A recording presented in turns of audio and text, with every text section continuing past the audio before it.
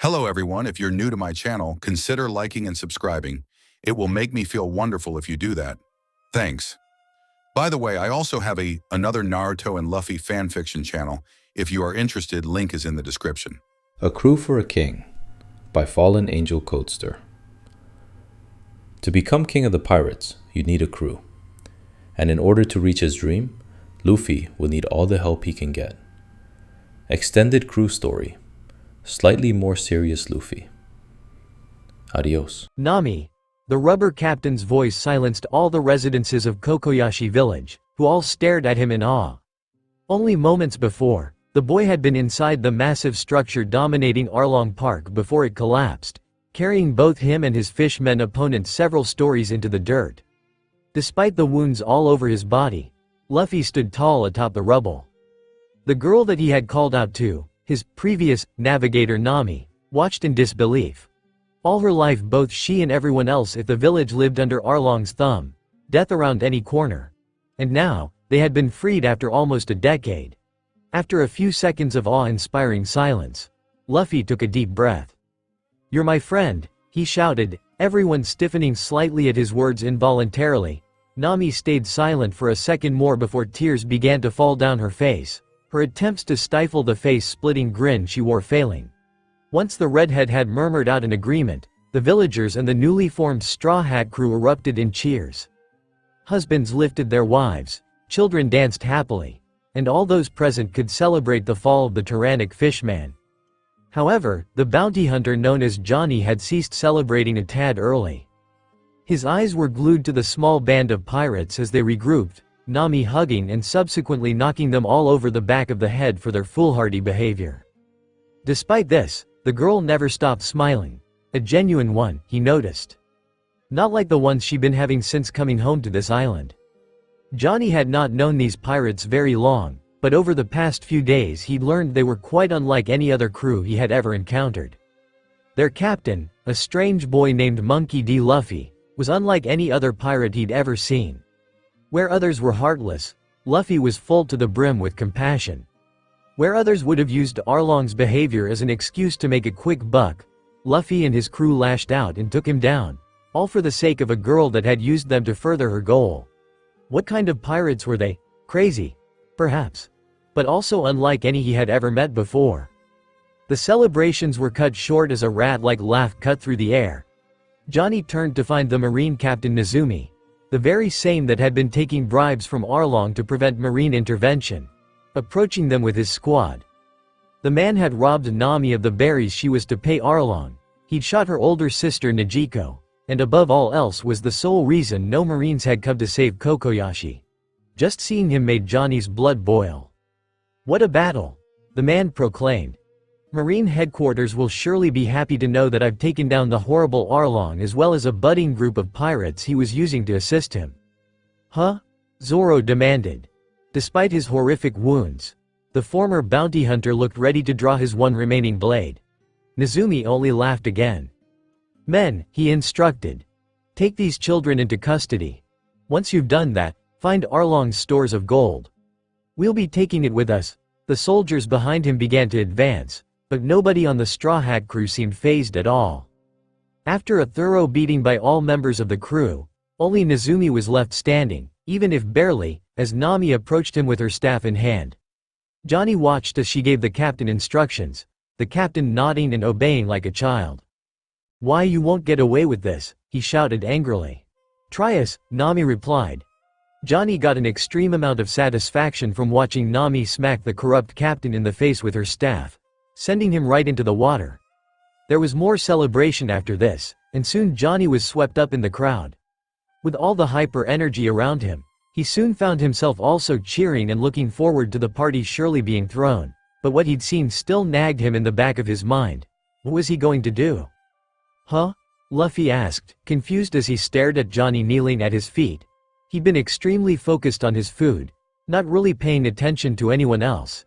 He knew at some point Johnny and Yosaku had come to talk to him. Johnny had said something about the crew, and now he was on his knees bowing to him. "Sorry, I missed that." "What are you saying, Johnny?" Yosaku asked, looking terrified. "I know what I said," Johnny replied. "Well, I don't," Luffy replied with a frown. Repeat what you said. Johnny was silent for a moment before he took a deep breath. Allow me to join your crew, Johnny said, making Luffy raise an eyebrow. I wish to accompany you on your journey. Luffy's eyes widened at this, wonder filling him. Really? He asked. Johnny nodded. I became a bounty hunter in an attempt to help people, Johnny said. But during this crisis, all I did was hold off the townsfolk until you and your crew made it to Arlong. I want to travel with you, to become stronger and be able to help the next person who comes to us. And the only way to do that, as I see it, is to travel under you. Awesome, Luffy shouted as he jumped to his feet. Another crewmate, Yosaku. Does this mean you're coming too? Huh? Yosaku asked, perking up at this. He'd seemed too stunned by his partner's words to speak at first, before he gulped. I'm honored big bro Luffy, but I don't think it's a good idea. After all, compared to you guys I'm a weakling. Well, so is Johnny, Luffy replied, ignoring Johnny's splutter at this. But he admitted it outright. Besides, if you guys trained with Zoro then you'll be world-class swordsmen in no time. Come on, it'll be fun. Yosaku seemed conflicted at first, so he grabbed Johnny, hoisted him to his feet and dragged his partner off. Not far enough that Luffy couldn't hear them, so he decided to listen in on their conversation anyway. Are you sure about this? Yosaku hissed. They're pirates, remember? I know that, Johnny replied. And yet they had more integrity and empathy than anyone else around here. That marine captain took bribes and let these people suffer. No other bounty hunters came here to stop Arlong and those guys. We tried, and we weren't strong enough. Big bro Luffy and the others are strong. They'll make a change in the world, I can tell. And I want to be there. Johnny. I've made up my mind, the black-haired man declared. I want to join them, come with me. Yosaku. Together under Big Bro's tutelage, we could become so much stronger than this. Have you forgotten where they're headed? Yosaku demanded. Now that they have Big Sis Nami back they're going to go to the Grand Line. We don't stand a chance there. We'll get stronger, Johnny countered. If we learn from Big Bro Zoro, then we could become powerful enough to help them when they need us. Yosaku seemed even more conflicted at first, before finally throwing his hands up in the air. Fine, he hissed, but I don't think we're good enough. With enough training, we'll be more than good enough, Johnny replied. Luffy, having decided he's had enough, jumped over and grabbed both men into a bear hug. Welcome to the crew, you two, he shouted happily as he hoisted them up. Quick, let's go and find the others and tell them. Not even bothering to put them down, Luffy ran through the crowds at the village with both in tow, all three shouting out for their other crew members. They soon found Usopp atop a pile of tables singing about his many false exploits, but over the drunk singing and screaming he couldn't hear them. Giving up, the trio ran into Sanji and Zoro not too long later. Sanji, Zoro, Luffy called as he reached the pair having a conversation in between a few buildings. Big news. What did Usopp lie about now? Zoro asked. He was talking about a giant goldfish, Yosaku said, eyes full of wonder. Where do you even find those? He's so mysterious. Truly a man worthy to be a straw hat, Johnny agreed, crying tears of awe. Not that, Luffy said. These two have decided to join us, ain't that awesome? Both men seemed pretty taken aback by this news. But Zoro, re they now? He asked. You guys got a long way to go before you're strong enough to rely on. That's why we look forward to your teachings, Big Bro Zoro, Johnny said, kneeling down again once he wiggled free of Luffy's grasp. Yosaku soon joined him in groveling. We want to be able to be of you to all of you. Then you'd better prepare yourselves, Zoro said, smirk darkening. I'm not this strong from lounging around. This seemed to cause both men to shiver, but Sanji still seemed a little surprised. What's wrong, Big Bro Sanji? Yosaku asked, having noted the mont's expression. Oh, nothing, Sanji replied. I just thought you guys were on the crew already. Guess I haven't been around long enough. Luffy just laughed at the cook's surprise, noting to himself how dumb Sanji was. Despite this, he noted another member was missing. Where's Nami? He asked. I'm sure she'll be excited too. No idea, Zoro replied. I haven't seen her in a while either. I was hoping to see her tonight as well, Sanji said as his eyes popped into hearts. I was going to ask Nami Swan if she had been moved by my suave actions against that fishy bastard. Doubt it, Zoro remarked, making Luffy laugh. Anyway, like I said, we haven't seen her. Huh, Luffy said, displeased with this answer as he turned to Yosaku and Johnny. Have you guys seen her at all? Nope, Johnny replied. Big sis Nami disappeared after we came back to the village. I haven't seen her. Neither have I, Yosaku said. Luffy just sighed at this. Where has she disappeared to? He demanded. Despite the amount of partying that was starting in the village, Nami found herself far away from all that noise. After all, she had a sinking feeling there'd be a lot of noise in her future. Genzo, Nijiko, she said, making both of them perk up. All three had retreated to Belmir's grave, silently overlooking the water. Do you think Belmir would stop me from becoming a pirate? Absolutely, Genzo replied, sounding much like a strict father. No, Nijiko replied, making Genzo gasp and turn to her in irritation. And even if she wanted to stop you, would you listen to her? Nami just smirked at this as she stuck her tongue, as if to stick it to the woman who was only in her memory. Nope, she said. Not a chance. There was more silence between the three, nobody really knowing what to say. It sucks you're going to be leaving again, Nijiko said after a while. Seems like you're only ever here for a day or two before you leave. I'm a busy girl, Nami said with a laugh. Besides, before now I couldn't stand being here for longer than that before Arlong made me throw up in my mouth. Nijiko just rolled her eyes at this. Still, despite all the trouble you cause, it'd be nice to see you more often. I mean, you are my sister. As much as I detest that. You didn't detest it very much when I was risking my life for your freedom. Nami shot back, the conversation seeming harsh to anyone who didn't know both were joking. Besides, I'm sure we'll hang around for a few more days. Zoro needs to rest properly, and I'm sure Luffy doesn't want to miss out on a single second of a party. After that, we'll probably leave and… Nami cut herself off as a beautiful idea crossed her mind, and she shot to her feet. She whirled quickly on her sister, who seemed surprised by this. What? Nijiko demanded. Come with us, Nami declared happily, shocking both Genzo and Nijiko. Join the crew. Huh? Luffy will be fine with it. He likes you well enough, Nami said as she grabbed her sister's hands and bounded up and down a bit. Ever since she'd watched Arlong be defeated, she seemed full of energy. That way we can still be together, come on, it'll be fun. Nami, I'm no pirate. Nijiko replied, looking a little worried. Hell, I wouldn't even classify as a sailor. Could I possibly add to the crew? Well, Usopp barely counts for anything, but he's on the crew, Nami said, still too full of energy to feel bad for stomping all over her long-nosed companion like that. Come on Nijiko, it'll be fun. I don't know. Absolutely not, Genzo shouted as he rejoined the conversation. Nami has already been tainted by her lifestyle, but I will not allow you to follow her out there, Nijiko. I forbid it. Oh, don't listen to that old fart, Nami said, making Genzo splutter. Can't you imagine it? Sailing out there to see the world? Seeing things that defy our understanding? Come on. See the world, huh? Nijiko asked, getting a faraway look in her eye. That does sound like fun. Right? Come on, but I can't. I'm needed here, Nami. Nijiko said as she pulled herself out of Nami's grasp, making her frown. The village is going to rebound after this, and I need to be here to help any way that I can. Luffy and those guys won't leave without you, but they don't need me. I'm flattered and all, but I don't think I can. Ah, come on, Nami said, whining as best she could. You know you want to come, it'll be fun. I'm sure, but I really shouldn't. Like I said, I'm needed here. Unbeknownst to both girls, their father figure Genzo was watching quietly, unsure as to what he was supposed to do. He could tell that Nijiko was more interested in tagging along than she was letting on. The wonder in her eyes at the idea of seeing the world told him that. However, it was clear that she too felt somehow indebted to Kokoyashi, which was why she refused to leave. But should he really push her into piracy, to let her run wild across the Grand Line as a criminal? No, that Straw Hat Boy and his crew were different, he knew that.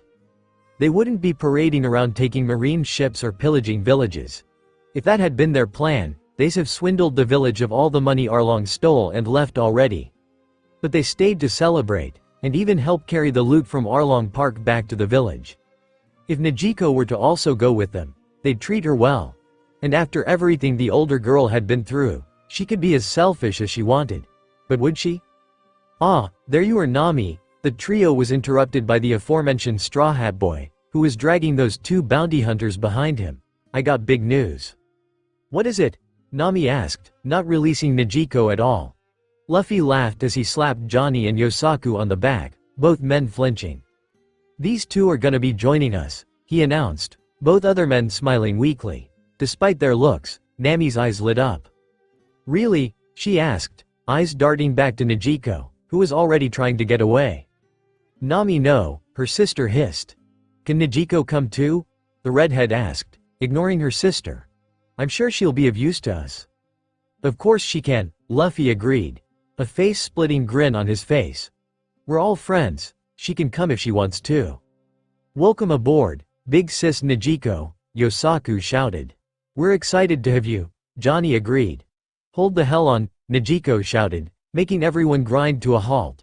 I never said I was joining, geez. Don't just shove stuff like that on me and expect me to roll with it, I'm no pirate. Aw come on, it'll be fun. Luffy moaned, clearly not ready to take no for an answer now that the opportunity had presented itself. We'll have so much fun. Yosaku and Johnny already seemed irritated too, despite not being a part of the crew until just recently. Nijiko just frowned and crossed her arms. Let me think about it, she said finally. I'm not so sure I just want to abandon everything I have here. Well, that's fine, Luffy waved off. We'll wait for you until we leave. After all, we still have time to party. Let's go everyone. By everyone he seemed to mean his confirmed crew members, securing all three in his arms as he tore off towards the festivities. This left Genzo with Nijiko, silence between them. Are you going to join them? He asked finally. Nijiko just gave her a weird look. Are you trying to get rid of me, Genzo? She asked playfully. I don't think I'll take them up on that offer. Not for me. No? He asked, pocketing his hands. You seem to loathe the world. This just made Nijiko press her lips into a thin line, clearly unsure as to her response. It's up to you, Nijiko, but I think that getting out of this village and seeing the world with them would be good for you. After all, now that Arlong's been taken down, you have no more reason to keep yourself here. Genzo left her with this, deciding that he too would join in the party starting. This left Nijiko with Belmir's grave, silently staring at it and the ocean beyond. Nijiko sat in the darkness of her home, a cup of tea throwing steam up into the room. She stared all around the room, trying to find something to distract herself with. Her sister's offer had, for the past few days, lingered in the front of her mind. The offer was unbelievably tempting to her, surprising as that was. She hadn't even considered leaving Kokoyashi until Nami had thrust the idea on her, causing the idea to invade her mind no matter what she was doing. At breakfast, out shopping, out helping the others, it invaded at any possible point. She knew that the crew was setting out today, and this was going to be her last chance to actually tag along. To see the world, the most mysterious part of the world at that, with her sister and the crew that saved her life. But, at the same time, her same concerns came back to her mind. She knew that she could defend herself well enough from drunk East Blue sailors or maybe an average pirate.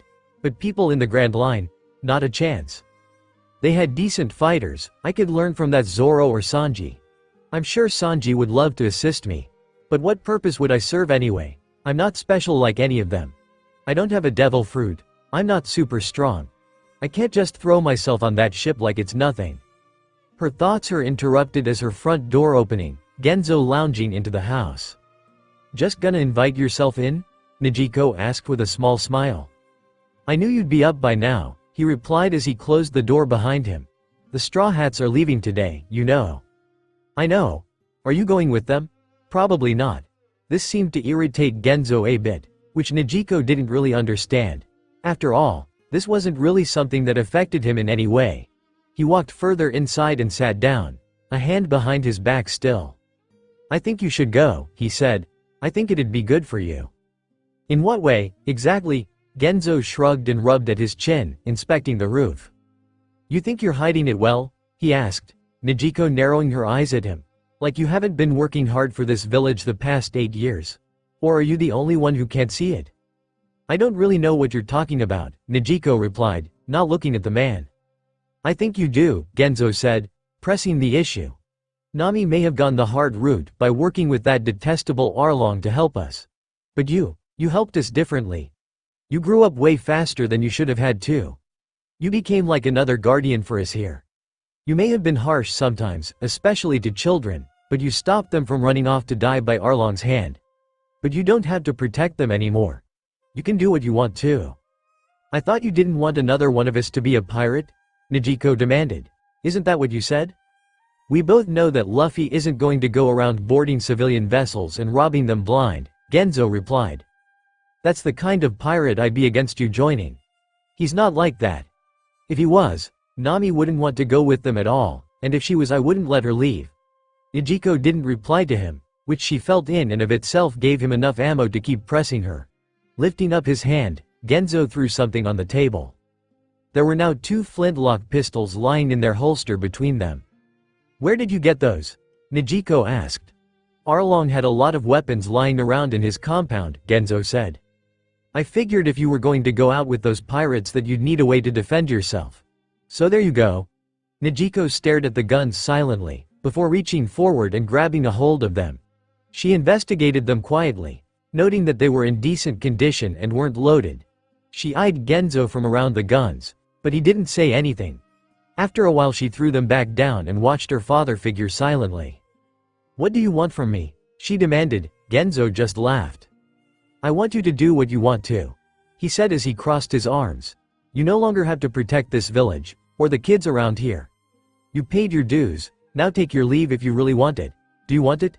Do you want to travel with your sister and see the world? Do you not want me here? Nijiko asked. Stop trying to change the subject, Genzo replied, looking stern now. This just made Nijiko frown. Of course I want you here. I want Nami here too. But I'm not your dad, and even if I was I wouldn't stop 2 grown women from doing what they want, so don't try to hide behind me just because the idea of leaving scares you. This made some part of Nijiko snap, feeling anger rise within her. I'm not scared, she defied. Then what's stopping you? Genzo demanded. The idea of leaving everything you can remember scares you. I can't blame you, honestly. The ocean is a vast, terrifying place. But it's also wonderfully beautiful. You deserve to see that. Genzo. But, above everything else, you and Nami are family. Tighter than any blood relation could make you. And one day, I know Nami will finish that world map of hers. After everything that happened here, to you too, I think you should be there to support her. We all let her fight on her own for 8 years. Even with that rubber boy and the others, I think you should go with her. To fight alongside her as the rest of us should have years ago. So, Nijiko, it really is simple. What is it that you want? As Nijiko stared at Genzo, she pressed her lips together as she thought about this. What was it that she wanted? Watching Luffy and his crew take down Arlong just because of Nami was surely inspirational, and of course she had no doubt in her mind as to why her sister wanted to go with them in the first place. That being said, would they really be okay with her tagging along? You guys can't be serious with these things, can you? Luffy laughed as he watched Zoro berate his new students, both of which were kneeling before him as he investigated their weapons. They're practically dull. We were planning on getting some new ones once we finished our next job, Yosaku shouted, looking upset at the berating. We've been working with next to nothing recently.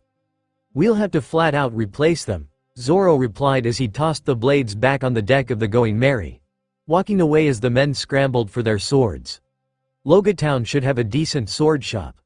We'll start your training once we've set sail. Yes, master.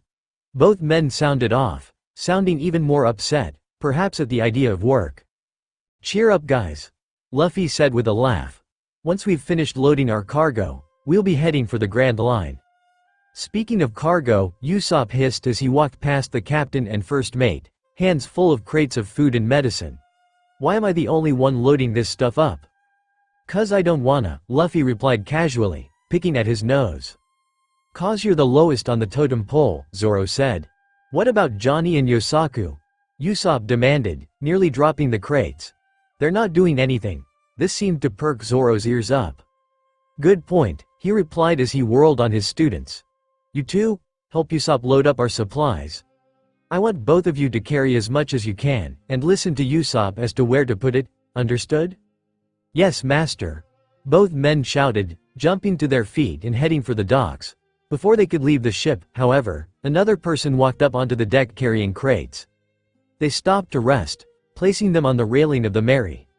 All men present watched as the person's face was revealed, seeing Nijiko standing there. The woman huffed as she set the crates down before looking at the men. "Hey guys," she greeted. "Nijiko Swan," Sanji's voice shouted, the blonde suddenly appearing from the kitchen. "It's so wondrous to see you today. How romantic that you've come to see us off. Perhaps it's that you've fallen hard for me?" Nijiko ignored the man save for a smile, looking down at the deck. "She's a decent little ship," she said as she looked around the deck. "Whatted with all of us on board, but I suppose we'll have to make do." "Us?" Zoro asked, confused. Luffy could practically feel his eyes lighting up. "Are you coming with us too?" he asked excitedly, getting right up in Nijiko's face. She just smiled at him. "I figured it might be fun," she replied. "Am I still allowed?" Luffy leaned back, smiling ear to ear. "Of course. You're our friend after all. This is awesome." "This is fate," Sanji shouted, Luffy getting shoved out of the way as the cook moved to court the blue-haired girl. Managing to sit up, Luffy watched as Sanji lifted Nijiko's hand and kissed it lightly. "This must be fate, Nijiko Swan. Fated lovers traveling aboard the same vessel to the most dangerous place in the world. I look forward to it." Nijiko smiled back at him happily. "I look forward to it, Sanji," she said. After cleaning up his massive nosebleed, Sanji went back to cook up Nijiko some lunch as she continued to move cargo into the ship. Smiling contentedly, Luffy jumped up on the railing of the ship, waiting impatiently for their navigator to arrive before they set off. He could see people up and down the docks of the village, presumably to say goodbye to the sisters. "Get the ship ready to sail," a voice cried. Looking out, Luffy could see Nami standing at the edge of the village. "Right," Luffy shouted, jumping off of the railing. "What the hell is she doing?" Zoro asked. "Dunno," Luffy said. "But the navigator said we sail, so we sail. Everyone, get up here. We're getting ready to leave."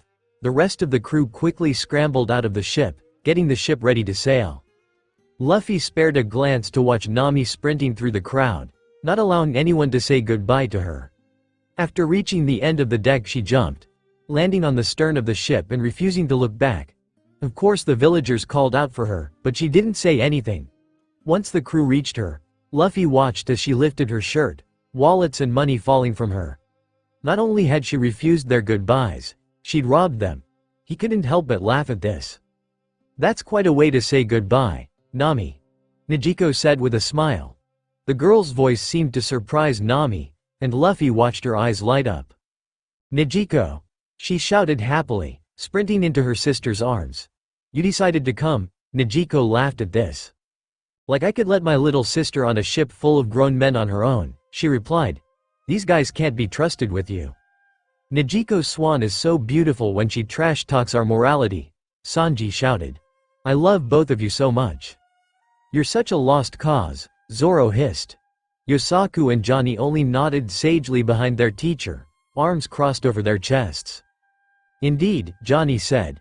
"A lost cause. Lost at sea," Yosaku agreed, Sanji hitting both of them over the head with a kick as he tossed insults at both of them. Luffy couldn't help but laugh at this, falling onto his back as the crew descended into an argument. "I love how it's so lively now," he shouted through his laughter. "This is gonna be awesome." "I hope I don't get in your way, Luffy," Nijiko said, drawing his attention. "I'm not exactly a sailor or anything." "Don't sweat it," Luffy replied. "I'm sure you'll be a huge help." She smiled at this. "I'm glad," she replied. "So, what should I do then?" Luffy just made a face at this. "Huh?" he asked. Nijiko raised an eyebrow at him. "My job," she clarified. "What's my role? Should I swab the deck or something?" "I mean Usopp usually does that," Luffy replied, making the sniper grumble curses under his breath.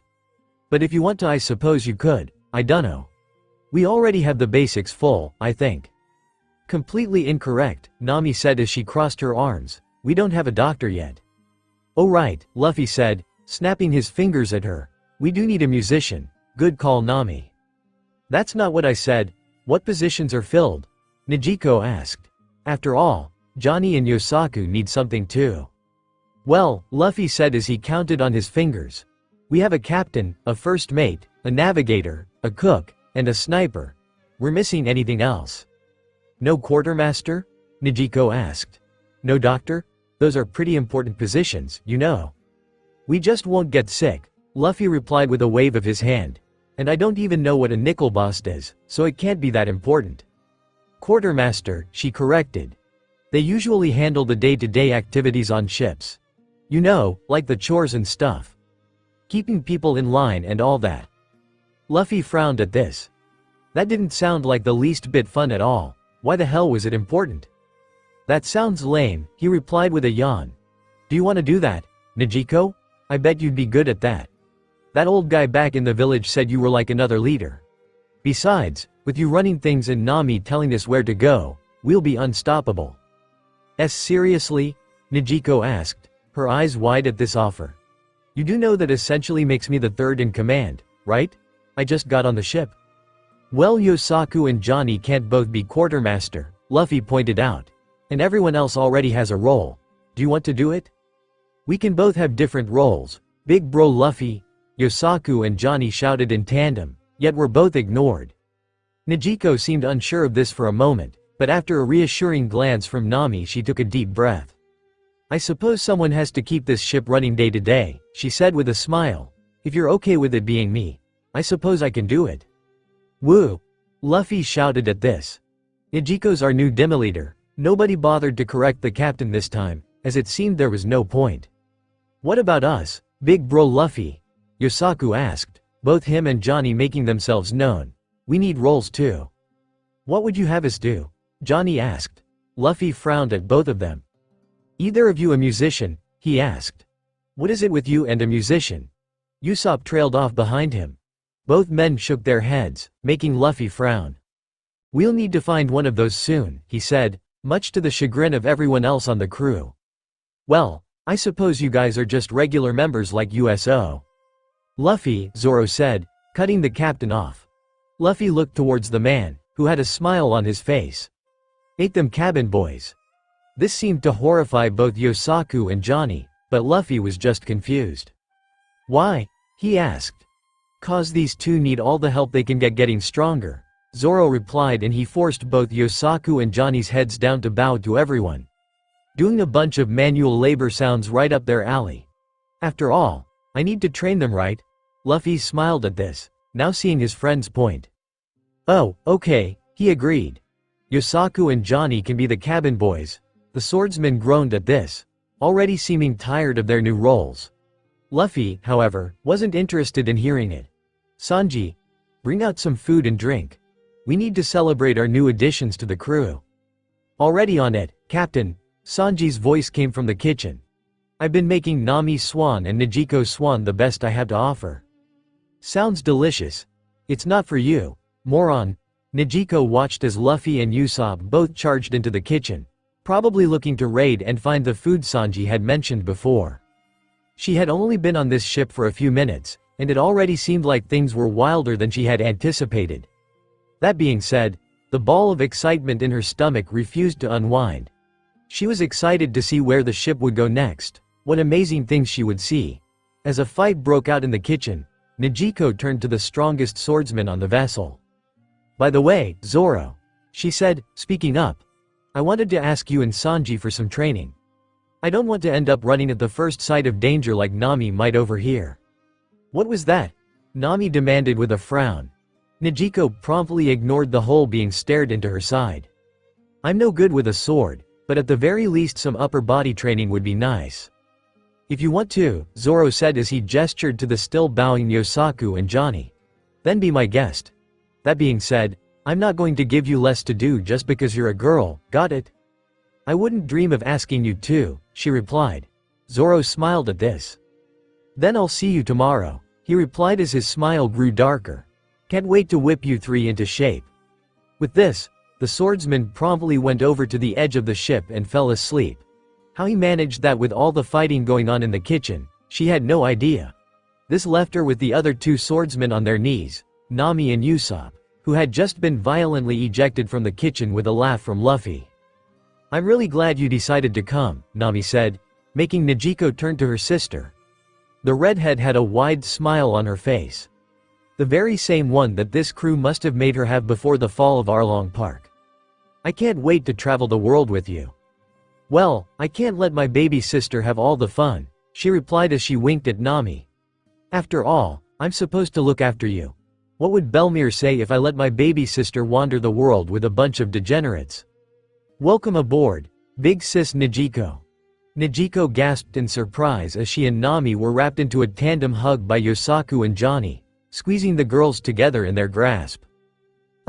You morons! Nami shouted as the men danced happily. Let us go or I'll make sure Yosaku gets another bout of scurvy. Don't be so cold, big sis Nami, Johnny shouted.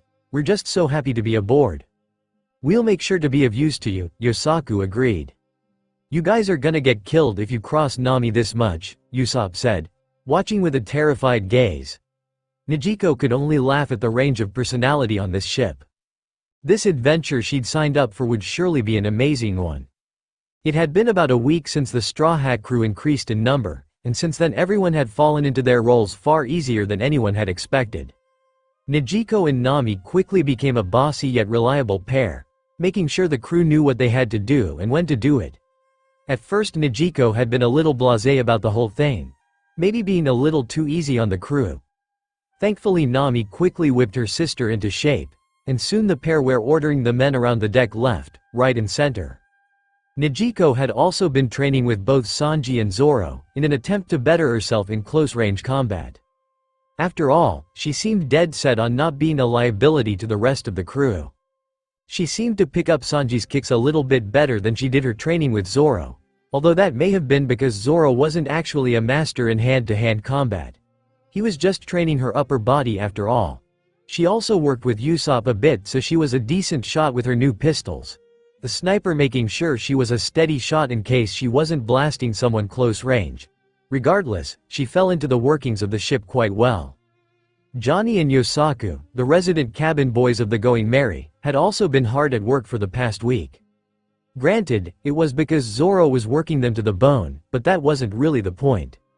The two men were woken up early in the morning, Zoro making them lift massive weights and stones for a few hours before letting Nijiko boss them around the ship for a bit. After that they returned to training and sparring with Zoro, who didn't give them any room to relax. Any normal men would have dropped dead in the first few days, yet both held on throughout the week on just the meager breaks they were given. After the 4-day mark they both seemed like zombies just going through the motions, so Zoro decided to give them a break and recuperate. The whole crew had already gone through the motions so much that operating the ship without the two working actually took them a moment to readjust. After all, Zoro had wanted them to work hard at everything. That included doing as much for the ship's daily workings as they could. As things were going now, they would reach Logia Town within the next day if things went their way. But, as is with all things, something went awry in no time. The Straw Hats' peaceful afternoon was interrupted with a cannon firing, paired with the cannonball landing in the water near them. "Gah!" Usopp shouted, sounding terrified as he fell backwards onto his back. "What the hell was that?" "Sounded like a cannon," Sanji replied as he stood back up straight from serving Nami her drink as she lounged around without a shirt on to tan. Usopp had no idea how everyone else was being so calm. Someone had attacked them. "What's going on out here?" Zoro asked, peeking his head out of the ship along with Nijiko, Yosaku and Johnny. Turning to look behind them, Usopp noted that a marine ship was tailing right behind them, preparing to fire another volley. "There's marines behind us," he cried in panic. "Luffy, what do we do?" There was no response. "Luffy? Where's Luffy?" On the figurehead, Sanji replied, pointing ahead of them. Looking forward, the whole crew saw the captain unconscious on Mary's figurehead, somehow snoozing amid the following cannon fire. "Wake up!" Usopp shouted as he smacked Luffy on the head. "Is it lunchtime?" Luffy asked, sitting up with a yawn. More cannons fired, this time many more coming close to the ship. "We're getting attacked," Usopp cried angrily. "We need to do something." "Chill out, Usopp." This time it was Nijiko who spoke up. Turning, he watched as the quartermaster strapped her guns to her waist. "We can handle a single ship, can't we?" "We can escape easily too," Nami said as she stood and stretched. "So let's get a move on and do that." Before anyone else could speak, Iman's voice cut through the air. "Straw Hat Luffy," he shouted, voice full of venom. "I'm here to apprehend you. My name is Lieutenant Full Body. Remember that as you head to the executioner's block." "Full Body?" Nami asked. "Wasn't that pink-haired loser from the Bharati?" "Was it?" Sanji asked. "I don't really recall him. I only remember the beautiful lady he had with him." This earned him a scornful look from the navigator, but she sighed. "If it really is him, he's not going to just let us escape. Should we fight back, Luffy?" Luffy yawned as walked back to the rest of the crew, rubbing at his eyes. "I suppose so," he said. "I hope they have some meat on board, we've been running low." "And whose fault is that exactly?" Sanji asked.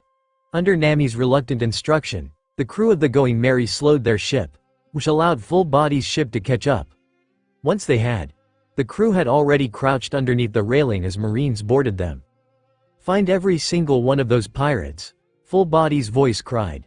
"We're taking them in right here and now." Once a full squad of Marines had come aboard, the crew jumped up and attacked. Zoro went after a pair with his swords, quickly knocking them unconscious. Sanji and Nejico went after a pair as well, both kicking the enemies in the side of the head. Luffy grabbed the remainder of the soldiers with his rubber powers, flinging them backwards into their own ship with massive force. Meanwhile, Usopp hid with Nami, Johnny and Yosaku. He watched weakly as the stronger crew members boarded the Marine ship, cries of pain following as they dealt with the Marines. "I never realized Nejico was so reliable in a fight," Nami said. "Then again, she's reliable in general." "Why are you two hiding?" Usopp demanded towards the two training swordsmen. "Zoro gonna raise hell when he finds out you hid." "We aren't used to having Marines as our enemy," Yosaku said with a weak smile. "We just hid on instinct." "Some pirates," Nami muttered. Usopp suspected that both men were too scared to point out to the navigator that she too was cowardly, which was honestly the healthiest choice. After a while the sounds of battle ceased, and Luffy's laughter sounded from the other ship. "You guys can come out now," he called. "We dealt with them." Taking their captain's word for it, Usopp and the other three came out from their hiding place and crossed over to the Marines' ship. All over the deck were Marines in various states ranging from little wounds to outright unconscious. However, Full Body was still conscious and being held by his collar as Nejico dragged him over. "You lot will pay for this," he shouted. "Don't think that you'll make it to your destination alive." "Would you shut it already?" Nejico asked. "Geez, you sure talk big for a guy who hid behind his men until the last possible second." The quartermaster tossed the man aside, looking towards Luffy. "We'll start searching the ship for anything of use. You want to deal with this guy?" "Sure," Luffy replied with his hands behind his head. "The faster we get to Logatown the better." Nejico nodded and looked towards Usopp and the others. "Johnny, Yosaku," she said. "You guys go down below and see what you can find. Usopp, Nami, check his office and anything else." "Yes, master," Nami said sarcastically, sticking her tongue out at her sister as she dragged Usopp towards the aforementioned office. Usopp ignored the cries from Full Body before Luffy pummeled him, and then he grew silent. As the cowardly duo reached the office, Usopp noticed the wanted poster immediately. "Luffy's wanted for 30 million? He shouted in disbelief as he stared at the poster. Nami grabbed it off the wall and inspected it closely, also looking stressed out. "That's probably why Full Body came after us," she hissed. "He wanted Luffy's head. I knew there was no way he only came to get revenge on Sanji." "What's the problem?" Luffy's voice came, him and everyone else appearing in the doorway of the office. Nami turned and brandished the poster at the captain, who stared at it in confusion. "Your head is worth 30 million berries," Nami shouted. "That's why we got attacked." Luffy only laughed at this. "I'm worth so much," he said happily. "That's awesome. We haven't even made it into the Grand Line yet." "Isn't that Usopp in the back of the picture?" Nejico asked. Usopp's eyes widened and he snatched the poster back from Nami.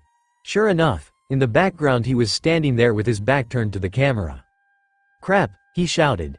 "I'm in a wanted poster, I'm so dead." "It's not even your poster," Zoro said, confused. "I'm still in it," Usopp cried as he collapsed to his knees. "They know I'm with Luffy. It's only a matter of time before I get my own bounty." "I think you'll be fine," Sanji replied as he lit a cigarette. "What does it say on the bottom there?" Nami grabbed the poster back and started to read it. "Just a disclaimer about how it's not the Navy's fault if you resemble Luffy," she said. "Same old thing as weight. It says the bounty was issued by Captain Nezumi." "Well, that explains why he has it for doing something good," Nijiko said. "That rat really must have had it out for him." "Who?" Luffy asked. Nobody bothered to answer the captain. After all, he'd just forget again. As the group left the office, Johnny and Yosaku reappeared from below deck, carrying a chest between them. "Look what we found," Johnny called with a huge smile on his face. "You'll love this, big sis Nami." "Will I?" she asked. "Why?" On cue, both men lifted the chest open to reveal glittering gold coins and berry notes. Nami squealed happily as she jumped down to hug the chest, both men backing up as she did so. The redhead snuggled the money as if it was her boyfriend that came home safe from a war zone and sighed happily. "Looks like we found the funds for our shopping we need to do in Logatown," Sanji said with a smirk. "After all, we all need something, I'm sure." "Thank you, full body," Nami shouted. "You're the best worst marine ever." After dealing with full body and robbing him of the treasure he'd been holding, the Straw Hats quickly arrived at Logatown the next day. They could tell because Luffy had started bounding up and down like an excited child once the city got in range. "All right, you lot. File in," Nijiko shouted to the scattered members of the crew. The girl was wearing a green and yellow plaid shirt as well as jeans, which was accompanied by the ever-present red bow in her hair. Even saying she'd packed everything she had, it really wasn't all that much. After all the money she'd earned before went to Arlong. "We're distributing the money for our visit, so line up and tell us what you need." "Distribution?" Nami demanded, still hugging the chest from the other day. "These schmucks don't know the first thing about money." "Don't be greedy," Nijiko replied, grabbing her sister by the ear and hoisting her to her feet. "If they need the money, they need the money. Simple as that." "I'm going with these two to find a sword shop," Zoro said, referring to Yosaku and Johnny. "I need 2 more swords thanks to Mihawk, and they need better swords in general." 4 swords, Nijiko replied. "How much do you think you need?" "I dunno. 3 or 400,000. Nijiko ignored the hissing her sister did at this amount and nodded, digging through the chest. Once she'd stacked all the bills, she handed them to the swordsman. "Get a good deal if you can," she said. "Who else?" "We need groceries," Sanji said. "And with how Luffy eats, I'm really not sure how much I'll need. But give me as much as you think I need," Nijiko swore.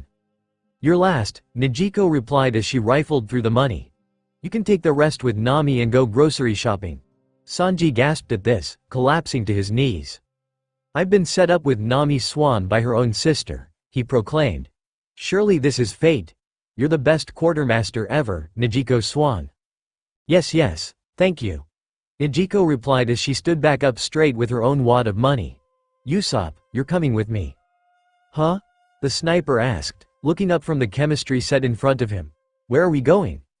"Shopping," Nijiko replied, winking at him. "Don't worry about it, it'll be fine." Usopp looked doubtful, but he didn't say more. "Now, where's Luffy?" "About 30 feet ashore already," Yosaku replied, looking off ship. Turning, Nijiko watched the captain running through the streets ahead of them. Unable to lose her smile but still forcing a smile out, Nijiko shut the chest and let Nami snuggle it again. "I guess we're good then," she said. "Return to the ship once you're done. And for the love of God, don't start trouble. I know saying that without Luffy here might make no sense, but Lord knows he'll find it anyway." With this the crew's meeting adjourned, everyone moving off in their own separate way. Nijiko left with Usopp, the blue-haired girl, in search of a certain type of shop. She could tell from the look the sniper was giving her that he was confused, but he'd see what they were doing soon enough. "Did you want to stay on the ship or something?" she asked him, making him perk up. "You look confused." "No, I'm just confused as to where we're going." Well, she had no reason to hide it from him, but she figured he might like the surprise. "We're looking for a gunsmith," she replied. "I figure if Luffy called you a sniper, we should actually get you a rifle." "Huh?" Nijiko didn't know what he was confused about, but she didn't bother answering him as she saw their destination ahead of them. Walking inside, the pair wandered over to the rifles and began to shop. "What do you think we should get you?" Nijiko asked as she examined the guns. A bolt action would probably have more power behind it, but if you're not comfortable with your shot, maybe a semi-auto would be better. I dunno. Looking over at Usopp, she noted that he looked worried. What's the matter? She asked, confused. Usopp was just playing with his fingers, mumbling something under his breath. Speak up, Usopp, I can tell something's bothering you. I have never shot a gun before, he said. Nezuko blinked at him a few times, unsure if he was serious. He was supposed to be their sniper, was he not? Oh, she finally said. That's fine, but I would think a sniper would want one, wouldn't you? Usopp just let out a feeble sound, which wasn't really an answer that she could do anything with. Does the idea of having one make you nervous? And nervous? Usopp asked. Captain Usopp doesn't get nervous, his enemies do once he shows his face on the battlefield. They tremble once I show myself on the... So that's what it is, Nezuko said as she cut him off.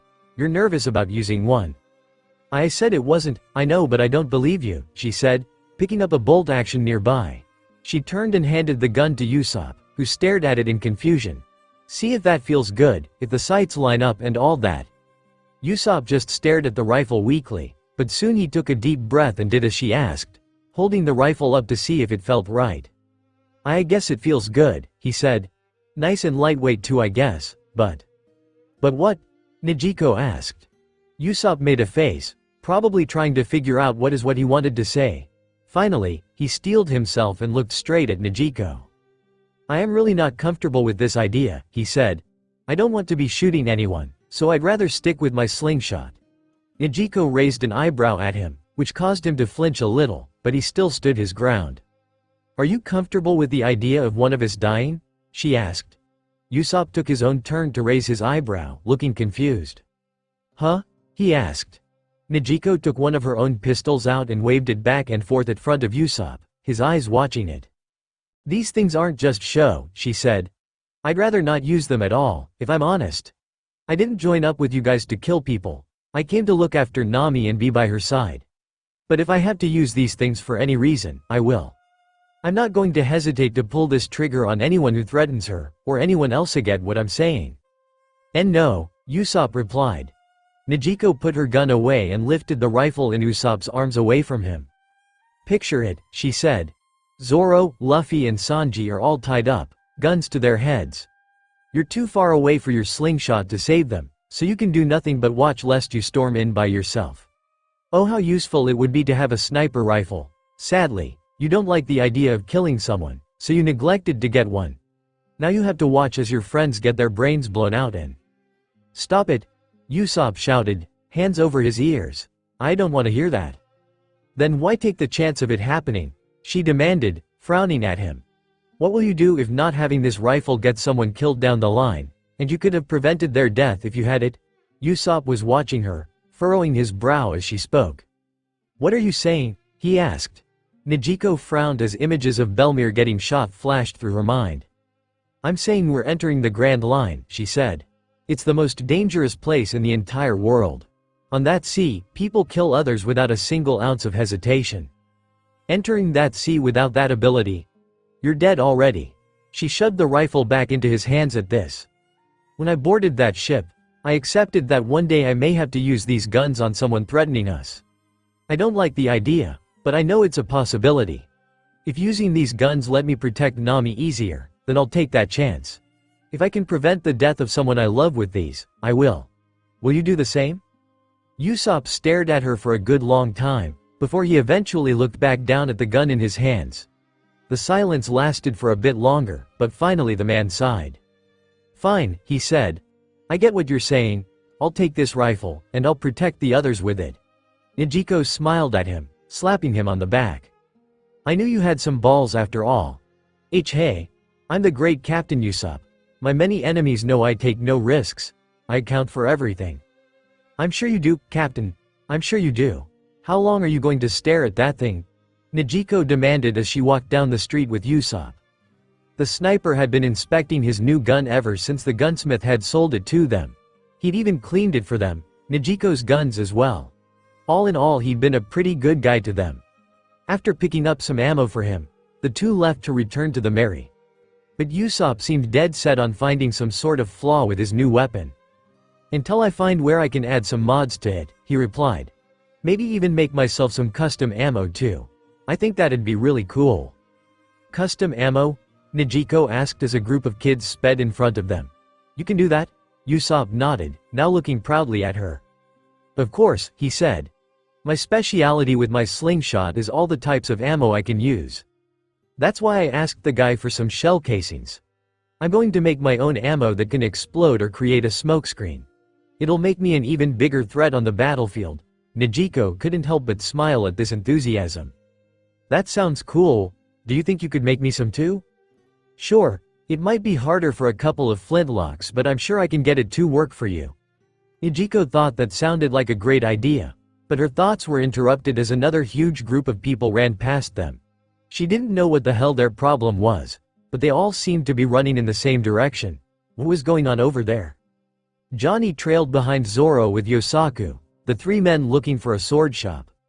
He couldn't tell if Zoro was walking with some sense of direction, or if their teacher was just taking random turns whenever he felt like it and seeing what he could find. So far Logatown didn't strike him as particularly lawless, which was odd given how it was the last checkpoint before the Grand Line as an East Blue citizen. Although maybe all the pirates were keeping a low profile. After all, that seemed like the best idea from the Navy ships he'd seen in the harbor. And yet, just as he said that, there seemed to be a commotion going on ahead of them. There was a group of people forming a circle around others, presumably about to start a fight. As the trio walked up, they saw a single woman being harassed by what he assumed were other pirates. The woman was carrying a sword, which either didn't bother her harassers or they thought little of her. Either way, a brief moment later and the woman had dealt with both men, the crowd watching as they collapsed to the ground. Whoa, she's good. Yosaku said from beside him. Hey, it wasn't that impressive. Zoro replied with his arms crossed. Johnny slapped him lightly on the arm for this. Don't be rude, big bro Zoro, he hissed. She's very talented for an East Blue swordswoman. The trio watched the strong woman for a moment longer, only for her to start to get flustered and search the ground weakly. Johnny heard her murmur something about glasses, so he assumed she must have dropped her during the spat. Moving forward, he looked around to see if he could spot them for her. There they are, Yosaku said, gesturing to Johnny's left. Sure enough, as the man looked, the woman's glasses were indeed sitting there. Picking them up, Johnny approached the woman. Hey, he said, poking her shoulder. This made her look up and squint at him. Are these your glasses? Her face lit up at this and grabbed the glasses from him, quickly putting them back on. Man, you're a lifesaver, she said as she stood and grabbed Johnny's hands in hers, thanking him profusely. I can't see anything without my glasses. Aha, it was no problem, Johnny replied as Yosaku and Zoro came up from behind them. He heard Zoro choke on something, but he ignored it. I could see you were struggling without them, so I figured I could help. I really do appreciate it, the woman said. My name's Toshigi, by the way. Ah, I'm Johnny. Toshigi smiled even wider at this. Nice to meet you. Is there any way I can pay you back for this? Johnny spared a moment to wonder why this was such a big deal that she considered paying him back in some way, but they did need directions. Actually you could, he said. My friends and I here are looking for a sword shop. Do you happen to know of any decent ones around here? Sword shop, huh? Toshigi asked. You came to the right woman. I consider myself an expert in swords. Don't worry, I'll get you to the best place in town. With this the girl turned on her heel, presumably for the group to follow her. Johnny fell in line with the other two, and saw Yosaku staring at Zoro weirdly. What's the matter? He asked his partner. Yosaku made a face and turned back to him. Big bro Zoro is acting weird, he replied. He's been staring at Toshigi since she looked up. Johnny frowned and looked towards Zoro himself to find it that it was true. Zoro looked like he'd seen a ghost as he walked along. What was wrong with him? It didn't take long for the group to reach the sword shop, but it probably took a little bit longer seeing as Zoro somehow took several wrong turns that ended up making him get lost. Johnny had no idea how he managed to do that. After all, there was no way that someone could have a sense of direction that badly. Here we are, Toshigi said. I'm glad we finally made it. Your friend has a horrible sense of direction. Zoro just grumbled under his breath at this, making Johnny laugh. Alright. I need to pick up my sword, so I'll leave you guys to your shopping. With this the girl left them alone, and Zoro sighed. "Alright you two," he said as Johnny and Yosaku both turned to him. "Nami and Najiko let us have 400,000 berries, so I'll give you guys 100,000 each. Get whatever type of sword you want, and afterwards our real training can begin." Johnny took his money from Zoro, looking through the bills absent-mindedly. "What are you going to do, big bro?" Yosaku asked. Zoro turned and gestured to the shopkeeper. "I'm going to see if he's got any good samurai swords," he said. "You guys just look around the shelves." The green-haired man left the two alone, and both men immediately went to look at the shelves and see what they could find. Johnny wasn't exactly sure what it was that he wanted. He and Yosaku had both used dadaos in the past, but according to Zoro they had both been in terrible condition. That didn't surprise him to hear. They'd both been using those swords for years. "What are you going to get?" Yosaku asked as he pulled a claymore out of a barrel nearby and inspected it. "I don't know," Johnny replied as he too inspected discounted blades. "It's the perfect chance to change my style up now that Big Bro Zoro is training us, but I'm not quite sure what to choose." The shop had a vast array of blades, all of which were varying in size and shape. Half of the makes he didn't even recognize, but that was probably why Toshigi said this shop was so good. The variety was insane. Looking down, Johnny saw a blade resting on a display near the window. The blade represented blades he'd seen from places in the South Blue, called a jien. Its grip was made of dark leather, whilst the square hilt was gold. Picking it up, the sheath on the blade had letters written on it that said Sutomakura. Taking the blade out of its sheath, he gave it a few swings. The weight and feel were amazing. It was similar enough to his dadao that he felt comfortable with the blade already. Looking down at the tag attached to it, he read that it was going for 90,000 berries. He'd even have some change for Nami once they returned to the ship. Not a lot, but enough. I like this," he said with a smile. "Definitely going to take it."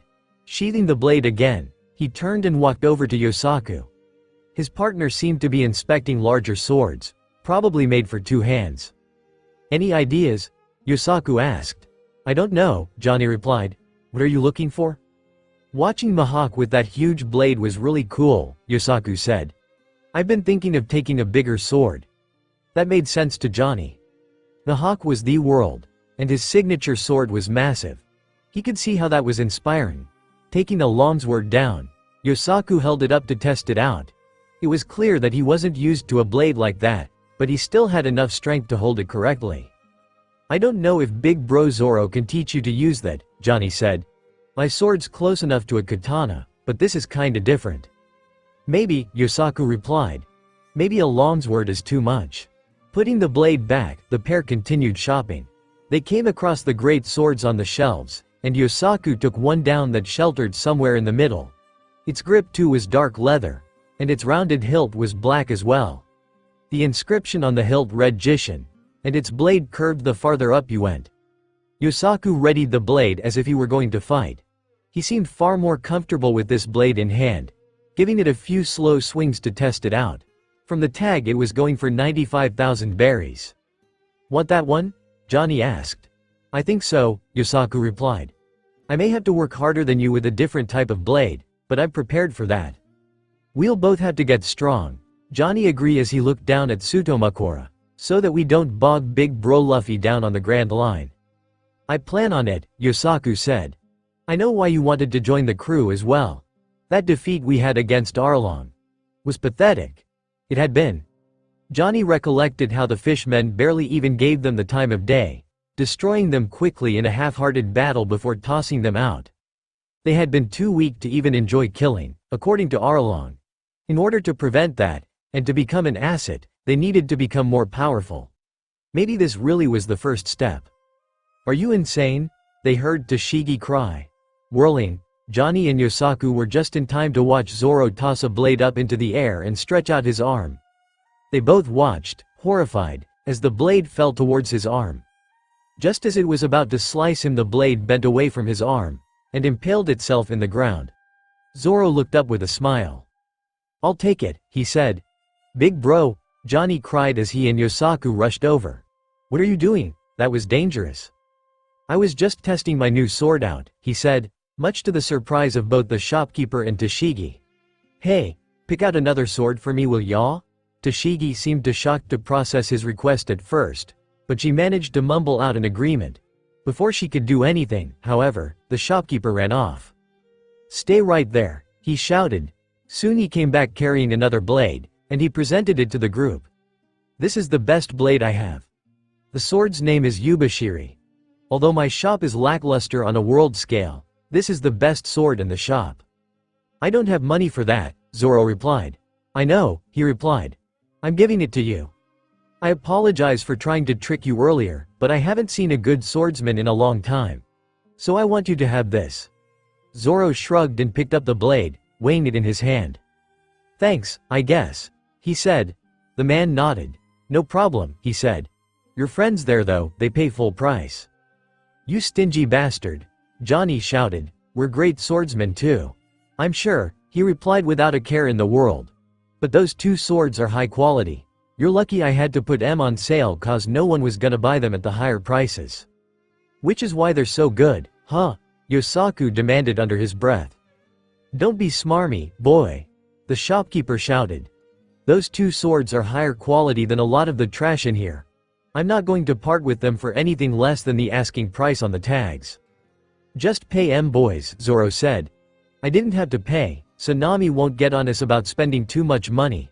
Still upset at being insulted by the shopkeeper, Johnny regretfully forked over the money he'd been given, Yosaku following close behind. After this the group left the shop with their purchases, Johnny securing Tsutomakura at his waist. At least we got some good new weapons, Yosaku said as he secured Jishin over his shoulder. I wonder how everyone else is faring out there. I think we'll be able to tell pretty shortly, Zoro said. Looking ahead of them, he saw Nami and Sanji walking towards them, Sanji carrying literally every bag while Nami walked carefree. Hey guys. Nami greeted with a smile as she ran up to them. How'd the shopping go? Awesome. Yosaku shouted as he gestured to his new blade. Look at what we got. Johnny opted to show off as well, and Nami just smiled. I'm sure those didn't cost a lot of money, right? She asked in a sickly sweet, clearly fake tone. Johnny felt himself sweat as he forked over his change, the other two doing the same. Zoro didn't have to pay, so that's good, right? He asked weakly. Nami frowned as she thumbed through the bills. Little less than half spent, huh? She asked. I could have done better, but at least you didn't blow all of the money. Nami swan. Sanji shouted as he caught up to them. Where should we look for your new wardrobe next? Nami rolled her eyes before turning to him. I already told you, I just finished. She replied as she glared at him. Besides, you've got your hands full with that giant fish and my clothes, so we can't really get anything else. Sanji seemingly ignored this completely. What if Najiko's swan needs some clothes? I'm sure she must have not packed a lot, he asked. She's a big girl, she can shop for her own clothes. Nami ignored the cook's upset look and turned back to the swordsman. I guess we've finished our shopping. Should we go back to the ship or what? Well, I guess we should. Yosaku replied. But we don't know where Big Bro Luffy went, and I doubt he's returned to the ship. I think you mean we know he hasn't returned to the ship, Zoro said. He said we was going to where Roger was executed, right? I'm sure we can find him there. Yeah, probably, Nami said as she looked up. It looks like there's a storm coming in too, so we should probably find him and hurry up. If the sea gets too violent, we might get into some trouble. Well, let's go, Zoro said, turning on his heel and leaving. Big bro, Johnny called to him. That's the wrong direction. How can you tell? Cause that's towards the ocean. They must have moved the square. Everyone rolled their eyes at this. There was no way he could be serious. You guys go and retrieve him, Nami said as she and Sanji moved past them. We'll get the ship ready to leave before the storm hits us. Roger that, big sis Nami, Yosaku said as he took charge. Come this way, big bro Zoro. The square is this way. Are you sure? Zoro demanded. Yes, I'm pretty sure. I'm sorry. Please let me go. Who's going to let you go? Once the trio of swordsmen had arrived at the square, they were greeted with quite a sight. Luffy was trapped up on the execution stand, a man with a big bright red nose keeping him there. Yosaku nearly felt his eyes pop out of his head. That's Buggy the Clown, he shouted. Why's Big Bro Luffy being attacked by him? We may have something of a past with him, Zoro replied with a frown as he readied his blades. Get ready you two, we may have to run. Yosaku frowned and gripped his blade's hilt tightly, following Zoro and Johnny as they pushed through the crowd. Let him go, Johnny shouted, also drawing his new blade. Luffy's eyes seemed to light up at this. Ah, Zoro, Johnny, Yosaku, he said. Buggy only laughed at this. So you've come. Roronoa Zoro, he shouted. But you're far too late. Ignoring the angry cries of the clown, Yosaku drew his blade as Buggy's crew came after them. Giving it a good sideways swing, he connected with the first that came for him. Even when the man blocked the attack, the force of the bigger blade forced him out of Yosaku's way. Giving the same man a kick in the gut, he turned to find even more of Buggy's crew encircling them. Zoro clicked his teeth at this. We've got to knock the stand down. He sget'd it first, Johnny shouted as he parried an attack and slashed the man away. Buggy only continued his barrage of laughter. All of you be prepared to watch, he shouted. This is the end of your captain's life. With this, he raised the blade high above his head in preparation to bring it down. Yosaku watched in horror as the blade began to descend, and Luffy smiled. Zoro, he called. Yosaku, Johnny, Sanji, Nami, Usopp, Nijiko, sorry, I think I'm dead this time. Just as the captain finished speaking, and the blade was nearing his neck, a shot rang out. Yosaku watched as Buggy recoiled, blood spurting out from his arm. The clown stumbled backwards at this, cradling his arm. Which one of you idiots shot me? He shouted angrily. I was just about to slice this rubber idiot and... He was again interrupted as Zoro sliced through the platform's legs, causing it to collapse. Yosaku watched as the two tumbled to the ground, Luffy laughing as he hit the ground. I really thought I was dead, he said. Good job guys. Get up, you moron, Zoro shouted as he broke the contraption keeping him down. We need to leave. That was weird, Johnny said as he looked around. Someone shot Buggy right before he killed you. Was it a marine, maybe? Yosaku asked. Who cares? Luffy asked. Let's get out of here. Farther away from the square, a duo slowly exhaled in relief. A bullet casing hit the ground near them, the barrel of the rifle still smoking. Nice shot, Usopp, Nijiko complimented with a smile. You saved Luffy. I did? Usopp asked, trembling from the shock and the gun's recoil. I did? Of course I did. The great Usopp would never let a friend down. I'm sure you won't, Nijiko replied as she turned. Now come on, we have to get back to the Mary, or else we may get left behind. Gah, Luffy, it's rude to not wait for the man who saved your life. Come on Luffy, let's get the hell out of here, Zoro shouted. How do you think they caught Buggy and that woman? The captain asked, clearly distracted.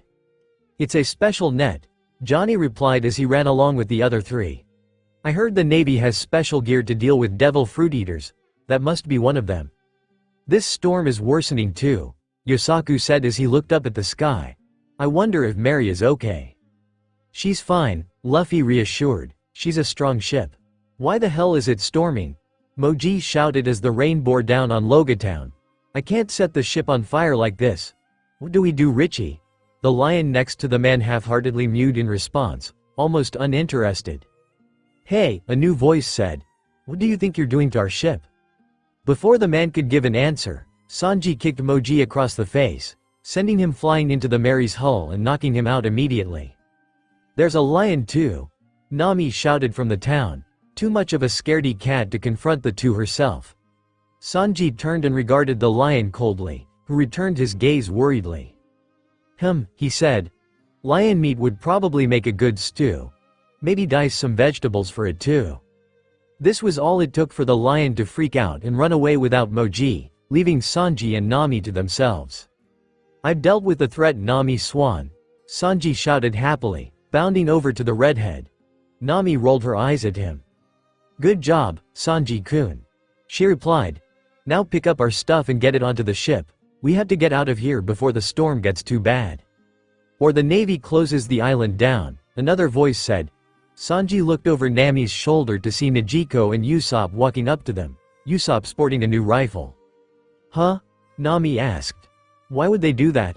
Luffy almost got executed in the square, Nijiko replied, making Nami choke and Sanji laugh. So we should probably go before the Marines finish the job. I swear that guy can't keep his nose out of trouble, Nami shouted angrily. Alright you guys, get on board. Prepare to sail out once the rest of those dolts make it here. Yes Nami Swan, Sanji shouted as he rushed up the deck. He barely registered Usopp calling him out for something, too busy attempting to please the navigator. Roronoa Zoro. The group of 4 pirates came to a stop at the woman in front of them, her head down. Ah crap, Zoro muttered. It's Tashigi, Johnny shouted in surprise. What are you doing here? I never thought you would be Roronoa. You must be so proud that you tricked me, huh? She demanded, drawing her blade. After what I told you in the sword shop, you should know why I'm here. Johnny had no idea what Tashigi was talking about, but Zoro nodded. So you're a marine then? Zoro asked. Johnny drew his own sword and stepped forward, Yosaku doing the same. Should we deal with her, big bro?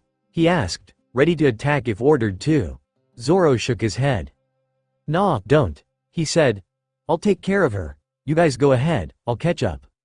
You too, Tashigi shouted. Are you students of this horrible man? He's a killer you know. Don't talk about big bro Zoro like that, Yosaku shouted. He's done a lot of good in the world. Yeah, Johnny agreed, not sheathing his blade at all. Keep talking, and I will deal with you myself. Johnny choked on his sentence as Luffy grabbed him by his sweater, dragging himself and Yosaku past the woman and away from the fight. Zoro said he would handle it, Luffy said with a smile. So he'll handle it. We should get to the ship. We can run on our own, big bro Luffy, Yosaku said. Laughing and releasing them, the 3 barely made it a few more blocks before a new figure blocked their path, this time a man. He had white spiky hair, and 2 cigars hanging out of his mouth. His weapon was secured to his back, but from what Johnny could see it looked like some sort of sword. So you've come, Luffy, the man said. Who are you? Luffy demanded, the trio not stopping. My name is Smoker, the response came. I'm a captain in the marine base here. With this the man raised both of his arms, aiming them at the trio. I won't let you get out of here. His arms then exploded, plumes of smoke shooting out. The plumes shot right for Luffy, engulfing him and sending him flying. What is this? Luffy shouted as he flew backwards. What are you doing, Smokey? Johnny gritted his teeth, drawing Sutomakura. Don't just attack our captain in front of us, he shouted. He rushed at Smoker, sword raised high. He brought the blade down vertically on Smoker's shoulder, but the blade phased through the man harmlessly, the slash causing smoke to leak from the Mon's figure. Johnny's eyes widened as he saw this, confused. He was certain he'd slashed him. Why wasn't he hurt? Yosaku rushed with his own sword and tried to do the same, but the same thing happened. The blade passed through Smoker and did not damage, the man just watching them without a care in the world. You 2 are crewmates of that man? He asked. I see. Then I'll need to capture you as well. White blow. More smoke flew from the Mon's body, engulfing both Johnny and Yosaku. Johnny couldn't see and couldn't breathe, making it all the more surprising as he flew backwards into a nearby wall. His vision faded slightly from the hit, trying to stand regardless. He couldn't let Luffy get captured, not after swearing to be an asset. Johnny, Yosaku. Are you guys okay? Luffy shouted. Damn you, gum pistol. The rubber attacked sword straight at Smoker, but it too also passed through Smoker. The man completely dissipated into smoke, vanishing. Your head is worth 30 million? He demanded from the smoke. His body came back together above Luffy, and Smoker had drawn his jute. You must just have bad luck. He body slammed Luffy into the ground, and raised his weapon above his head to strike the man down. Big bro, Yosaku shouted from his own position on the ground. We've got to do something, Johnny shouted, getting to his feet. As he grabbed his blade and looked back up, he found that someone else had beaten him to the punch. A robed man had stopped Smoker from bringing his weapon down on Luffy, holding onto the Major's wrist. I don't think so, the Mont's voice boomed over the area. Johnny saw Smoker's eyes widen, but he couldn't tell who was under the hood. You, Smoker shouted. The government is looking for you. So the man was wanted, then? The world is waiting for our answer, the man replied. Storm. At this single word, the wind the area turned into a maelstrom.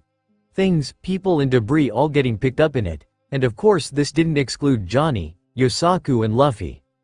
The three men flew through the air in a pile, before finally landing back on the pavement. Luffy, Zoro's voice said. Johnny, Yosaku, we gotta get going. Johnny looked up to find the green-haired man running towards them, grabbing Luffy as he did so. Ah, wait for us, Yosaku shouted as both men clambered to their feet and followed behind. How did your fight fare, big bro Zoro? Johnny asked. Fine, Zoro replied. I beat her, but I get the feeling I'll see her again. Let us fight her next time, Yosaku declared. If she can't handle you, then she should prove herself against us first. Zoro just laughed at this as they rounded the next corner, finally reaching the docks. Finally, Nami's voice shouted. What the hell took you guys so long? We need to get out of here. Hurry up, Usopp shouted, before the Navy finds us. The four men jumped aboard the ship, and Usopp finally released them from the dock. The Going Merry immediately distanced from the docks, and now it was time for Nezuko to take charge. Alright you lot, she shouted. Do what Nami tells you, we'll get out of this, and we'll make it to the Grand Line, isn't that right, Captain? You're damn right, Luffy replied. Let's go. With this, the crew set off, following Nami's orders to the letter to sail the ship through the storm. It was still rough going given the group of dunces actually but soon enough the crew was distancing themselves from Logatown, setting towards the Grand Line. Before long, just as Logatown started to fade into the distance, another light came into view in front of them. This one was a lighthouse, shining brightly through the rain. What is that thing doing out there? Zoro asked as they all stared at it. It is a signal, Nami replied. Right beyond that is the entrance to the Grand Line. Oh, Sanji asked, shall we be in the entrance ceremony then? Aren't any of you worried about the storm? Usopp demanded, sounding terrified. Everyone ignored him as a barrel was pulled out, and Sanji put his leg up on top of it. To find the all blue, he said.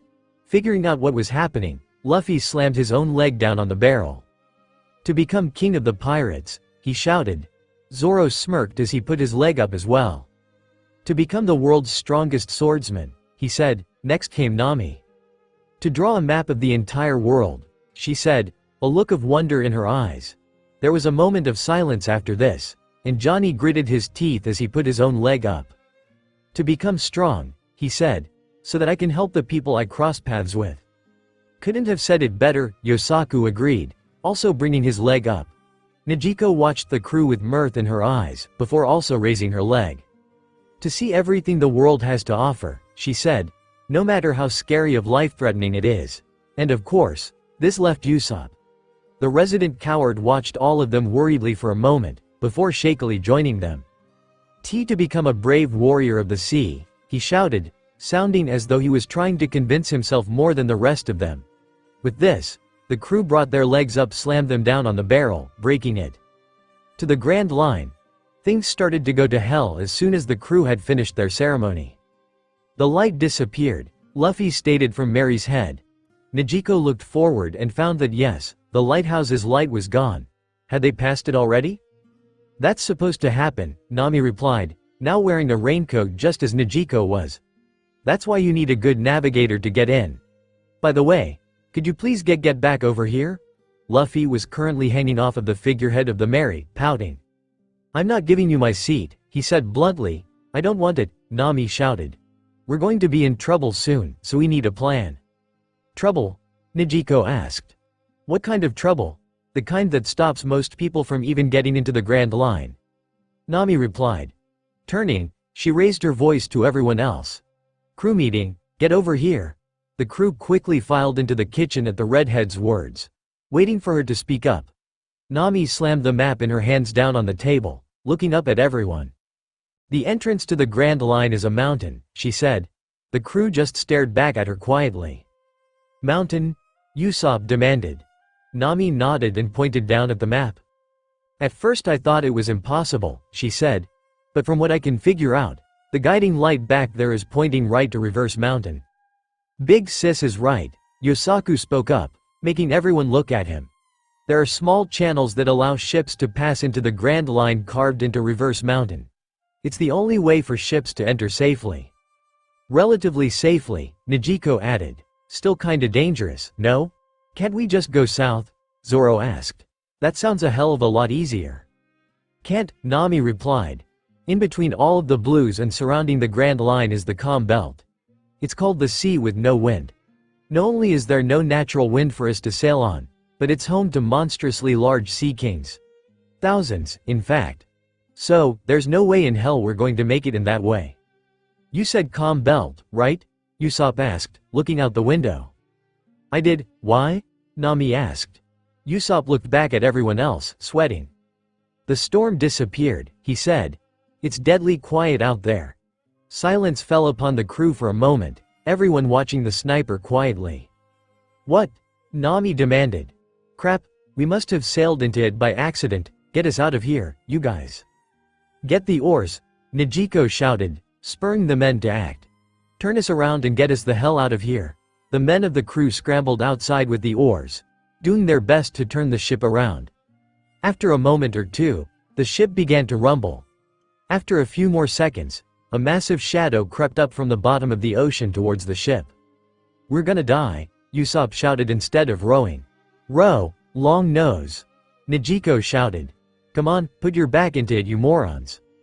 As you say, big sis Nijiko, Johnny and Yosaku shouted together, rowing as fast as they could. The ship was going as fast as it could, but it was pretty clear that they wouldn't be able to outrun the Sea King. The creature breached, the created wave forcing the Mary forward as the creature looked around in confusion, perhaps for the meal it had hoped for. Once the ship began to slow down, the storm came back in full force, and all the men collapsed from the ship, jerking around. Oh, thank God, Nami sighed as she collapsed over the railing.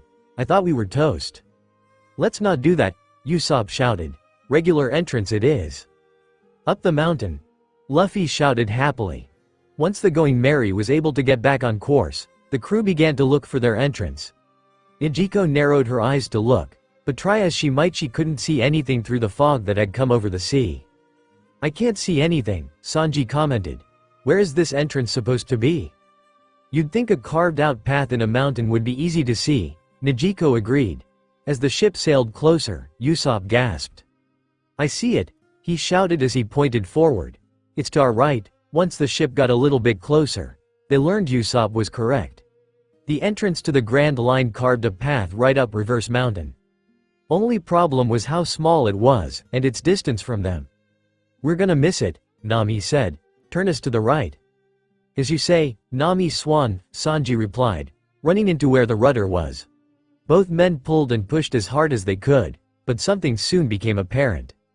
That thing is barely moving, Yosaku shouted in fright as he watched two of the strongest crew members try their hardest to make the rudder turn. It's this damn storm, Nami hissed. Come on you guys, you can do it. Nami Swan believes in me, Sanji shouted with hearts in his eyes. I can do anything now. She said she believes in both of us. Luffy said, confused. Eventually the captain and cook managed to correct Mary's trajectory, setting her own course to go enter the mountain. Or up it, as Nijiko soon found out. The Going Merry was quickly swept up in a burst of water, flying through ancient-looking arches as they flew up into the sky. We go up the mountain? Usopp shouted, collapsing to the deck from the force. You're going to have a heart attack before we reach the first island at this rate. Zoro said pointedly, ignoring his two students also flailing around on the deck in surprise. The trio looked quite similar to beached fish. Mary roared up the mountain without pause, and soon they could see the edge of the mountain up ahead. Before long they reached it, and the ship began to descend. Nijiko tightly gripped the railing to prevent herself from falling, trying not to laugh as Usopp, Johnny and Yosaku still flailed about. Woo! Luffy shouted, having positioned himself on the figurehead again. Let's go to the Grand Line. Our dreams start at the bottom of this mountain. I'm gonna die, Usopp shouted. I don't want to die, Johnny and Yosaku said in sync. The ship still increased in speed, and now Nijiko was worried if they'd survive the fall. After all, they were going incredibly fast. Soon though, the clouds from the top of the mountain faded away, allowing them a view of what laid ahead of them. There it is, Luffy shouted. I see it, the Grand Line. Nijiko looked ahead as to see something wondrous. Instead, all she saw was a giant wall of black, fleshy skin blocking them at the exit from Reverse Mountain. What the hell is that thing? Sanji shouted. It's huge, Zoro agreed. preparing to draw his blades. "Is it a wall?" Luffy asked. "We're dead," the flailing trio screamed. No one could blame them, that did seem to be the likely outcome. "Slow us down, hurry," Nami shouted. "How do we do that?" Usopp demanded. "We're going way too fast to avoid it." "There's an opening to the left," Nijiko shouted, hoping everyone could hear her over the chaos. "Send us to the left." The rudder broke. Zoro shouted from the cabin. "I can't steer it." "I'll help you, big bro," Johnny shouted. Yosaku close behind him. Despite the three's best attempts, the Going Merry was not going far enough left to avoid the wall. This was it, they were really going to die here. Nijiko figured they would have made it further than this. "Oh, I got it," Luffy shouted, also disappearing. The ship continued to barrel along without a car in the world, right towards disaster. After a few more seconds, Nijiko's eyes widened as a loud long moan pierced the air around them, drowning out the sound of the sea. "What was that?" Usopp shouted. "Now some monster is on top of us." "I don't think it was some kind of monster," Nami said as she looked forward. "I think it was our obstacle here." Nijiko looked forward in surprise at this, scanning the wall. It was true that it looked fleshy, but was it seriously a creature? Higher above them, she could see scars all over the wall. And now that they were a little bit more left, she could also see the sea behind it. And the giant eye that was there as well. It was only then Nijiko realized what was happening. "This isn't a wall," she shouted, "it's a whale." "Why's a whale blocking our path?" Sanji demanded. "He probably doesn't even know we're here," Nami replied. "It doesn't change what we have to do. If we don't slow down we'll." The navigator was cut off as the Mary's front-facing cannon went off, a cannonball flying towards the whale. The impact didn't seem to bother the whale much, but the ship did so considerably from the recoil. Another blast went off, and then another. Before long the ship had finally slowed down enough for them to survive. That being said, the figurehead was not so lucky. Once they got to close, the sheep-shaped figurehead was bent upwards and snapped, unable to go further because of the whale. "We're alive." Usopp managed from the ground. "What happened?" "I shot the cannon," Luffy said proudly as he re-emerged from the ship. "I figured it would slow us down and what the hell?" Ignoring his crew's varying states of dismay over the near-death experience, Luffy rushed towards the snapped figurehead. "You bastard, that was my seat, you know." "Forget the stupid seat," Nami shouted as she slapped the back of Luffy's head. "Let's get the hell out of here before he eats us." The whale let out another cry, this one so loud Nijiko felt she might go deaf. "Just get us past the stupid thing," she cried out. "Use the paddles and—" She was cut off as Luffy attacked the whale's open eye. She felt her stomach sinking as the whale recoiled a bit from the strike. "You want a piece of me?" the captain asked. "Come at me, whale, I'll kick your ass." "Don't be stupid," Nami shouted, hitting him again. "It's a whale, for God's sake. You can't just—" She was cut off as the whale cried out again, now opening its massive mouth. Just as the crew had feared, the whale was now eating them. Nijiko braced herself against the ship as Mary was sucked inside by the tide, flying into the mouth without any resistance. It became very dark, and for a while all she could hear around her was the sloshing of water and people, namely Usopp, Johnny and Yosaku screaming their heads off. Soon enough a blinding light came for them, and the Mary sloshed down and was still. Taking a deep breath, she stood shakily and looked around, trying to figure out what the hell had just happened. From what she could tell, it was like they had entered another world. The stomach of the whale didn't look like a stomach at all, but some sort of tropical resort. "Is this real?" she asked as everyone else recovered. "We're dead, we must be," Usopp hissed, face down on the deck. "We got eaten by a giant whale," Sanji said as he lit a new cigarette. "That's all I know." "So where are we, then?" Yosaku asked, looking up at the skyline above them. "Because this sure as hell doesn't look like a stomach." "Where's Big Bro Luffy?" Johnny shouted, looking around. Now that it was mentioned, their captain was missing. A quick search proved he was nowhere on board, and this made things even more stressful. "I've barely been on this crew for a week and already I'm stressed out," Nijiko said as she rubbed the bridge of her nose. What exactly had she signed up for? "It'll get better, I hope," Nami said in a vain attempt to console her sister. "Now, we should try and find a way out of here." "And how do we do that?" Zoro asked. Wait for him to shoot us out the other way. I am not waiting for that, Nami shouted. I refuse to let us escape like that. It does make sense, Sanji said. After all, I'm sure you'll digest us after a while, and after that we can. La la la la, I can't hear you, Nami said. Seriously, help me look for a way out. Just as the crew was about to do that, the water underneath the Mary rippled. Out of the depths burst a giant squid, ready to wrap its arm around the ship without remorse. Just as everyone was screaming in shock, the monster squid was impaled by a bunch of harpoons, killing it immediately and causing it to drop unceremoniously to the water's surface. What the hell just happened? Zoro asked, still ready to slice someone up if need be. Over there, Yosaku shouted, there's someone over there. All eyes turned in the direction he pointed, and they all spotted a small island with a house on it. The front of door of said house was wide open, which proved what direction the harpoons had come from. The squid was pulled backwards and through the door, silence coming over the crew. Before long a figure appeared in the doorway, one of a man. Ijiko watched as he stepped out and stared at them all, making her reach for one of her pistols on reflex. She watched as the man walked slowly out of his house, and towards the smaller island connected to his house. Without saying a word he sat down in the beach chair there, and opened up a newspaper. At least say something, you weirdo, Sanji shouted. The man regarded the crew coldly, not saying a word. Nijiko couldn't lie, he gave off an incredibly intimidating aura. Why you want to fight? Usopp asked, legs shaking. We have a cannon, you know. The great Captain Usopp, will take you down. If you do that, the man said, finally speaking. Someone's going to die. This line sent chills down Nijiko's spine, her hands beginning to sweat. This guy was dangerous after all. Oh? Sanji asked with a smirk. Who's gonna die, old man? There was another bout of silence before the man looked back down at the newspaper. Me, he answered simply. What? The cook demanded, looking livid. Oh, chill out, Zoro said as he stood in between the cook and the old man. Who are you? Can you tell us where we are? Sanji was still grumbling under his breath as he asked this. But the swordsman ignored him. The man watched them warily for a moment. Shouldn't you introduce yourselves before asking such questions? He asked. Zoro managed a smile. Of course, he replied. My name is Crocus, I'm 71 years old, I'm a Pisces, a B blood type, I'm a lighthouse caretaker. Can I just kill him?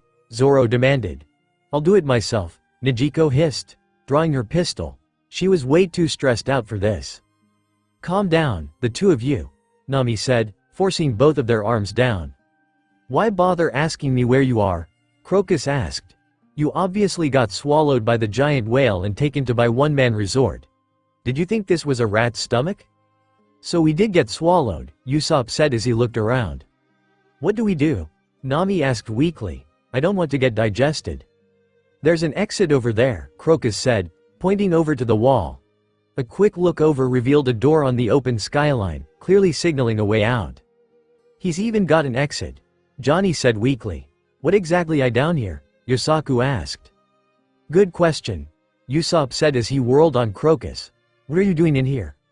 Ignore him before you try and kill him too, Zoro said as he put a hand on the sniper's shoulder. Before anyone could do anything, the entire area around them began to rumble violently. Ijiko collapsed to her knees out of surprise, looking around. What now? She asked. Look at the old bastard's island, Sanji shouted. It's made of iron. That's how he hasn't been digested yet, Nami said. Old man, what's going on? Crocus looked up at the fake sky wistfully for a second before he sighed. The whale's begun to headbutt the red line, he replied. Nijiko made a face at this. Why the hell would the whale be headbutting the red line? That didn't really make much sense to her. Was he mad at it or something? Come to think of it, I saw a bunch of scars on his head, she said, recalling the vicious scars the whale had. He was crying a bunch too, Nami said, a hand on her chin. The whale must be upset about something. So, what exactly is this old guy up to? Is he going to kill the whale from inside? Yosaku asked. Heartless bastard, Johnny shouted. Ignore it, Zoro said. We don't have time to worry about what he's doing. If we don't hurry, we'll get digested. The crew quickly agreed, and moved about in a hurry to get to the exit. However, that proved easier said than done. The more the whale trashed about, the more their ship did the same in the gastric acid. There was no way they were going to reach the exit like this. This is dumb, Nijiko hissed. Hey, old man. How do we? Nijiko gasped in surprise as she watched Crocus dive into the acid, disappearing. What the hell is that? Is he trying to die? Who cares? Usopp asked. He's probably escaping like we are. Speaking of which, it seems he's calmed down a bit. Zoro said. That much was true. The thrashing had paused, giving them a perfect opening to escape. Rowing as fast as they could, the crew had just barely reached the exit when a smaller door adjacent to the exit burst open. Coming out of the door were two people Nijiko didn't recognize, but she did recognize her captain as he flailed through the air. One of the others, a woman, had bright blue hair and a white coat on. The other, a man, had a green suit on, accompanied by some sort of crown on his brown hair. Overall he looked ridiculous. Big bro Luffy, you're okay? Johnny shouted happily. Luffy looked over at them at this, smiling. So you guys are safe? He asked. Cool, now, please save me. Without a warning, Johnny and Yosaku both flung themselves out as far as they could from the ship, holding onto Mary as they outstretched their hands for Luffy. Stretching to them, the captain captured the other two people on his way, making sure they didn't get hurt either. All three hit the deck hard, Luffy laughing. What's so funny? Zoro asked with his arms crossed. I got flung down such a long hallway. Luffy said as he laughed. It was so much fun, you guys should try it. I'll pass, Usopp muttered. Hey! The crew was alerted to another voice as it called out. Looking back up towards the door, they spotted Crocus standing where Luffy and his mystery companions had appeared from. As long as I'm alive, I won't let anyone harm this whale, is that clear? What does he mean by that? Sanji asked. Before the crew could offer him a response, the two mystery people laughed as they stood. But, Mr. Crocus, the woman said, we're inside the whale now. And that means, the man said, we can destroy him from the inside. With this the two drew massive rocket launchers, aiming them squarely at the whale's stomach. The pair fired, and a pair of cannonballs flew. Nijiko watched as the Crocus threw himself in front of them, taking the hit himself. Did he just eat those himself? Usopp asked. What a manly man! Yosaku cried. The duo just laughed again. You can't stop us, Crocus! The man shouted. This whale has to be food for our own people. Why did he do that? Nami asked. What's going on? Growling, Nijiko took action. She walked towards the pair, drawing both of her pistols. Fire again, she threatened as she cocked both hammers back, and see what happens. The pair watched her with fear in their eyes, slowly dropping their weapons and raising their hands above their heads. Someone get some rope, Luffy said as he walked up to the pair and eyed them without a hint of emotion on his face. We'll make sure they can't hurt the old guy anymore. Once the pair of assassins had been tied up and all weapons taken from them, Crocus allowed the crew on his tiny island. After patching himself up he sat down on his chair and sighed. This whale here is Laboon, he said. He's a continental whale that hails from the West Blue. And these people, he said as he gestured to the two mystery people, are hooligans. They've come from an island near here. They're after Laboon because they think his meat can sustain their town for 2 or 3 years. I suppose they could have a worse reason, Zoro said as he watched the dubious pair. Crocus nodded. Sure, he replied. Even so, I won't let them do that. Nijiko listened intently as Crocus spoke. He spoke of a pirate crew that had passed by years ago, carrying a baby whale with them whom she assumed was Laboon. He spoke of how the crew viewed Laboon as one of their own, talking and playing with him regularly. But, as they entered the Grand Line, they realized how dangerous such a mission would be for such a tiny whale. So they had entrusted him to Crocus, saying that they would return for him after traveling the entire Grand Line. He said that, to this day, Laboon believed the pirate's words, and bashed his head against the Red Line in a vain attempt to break through and find them.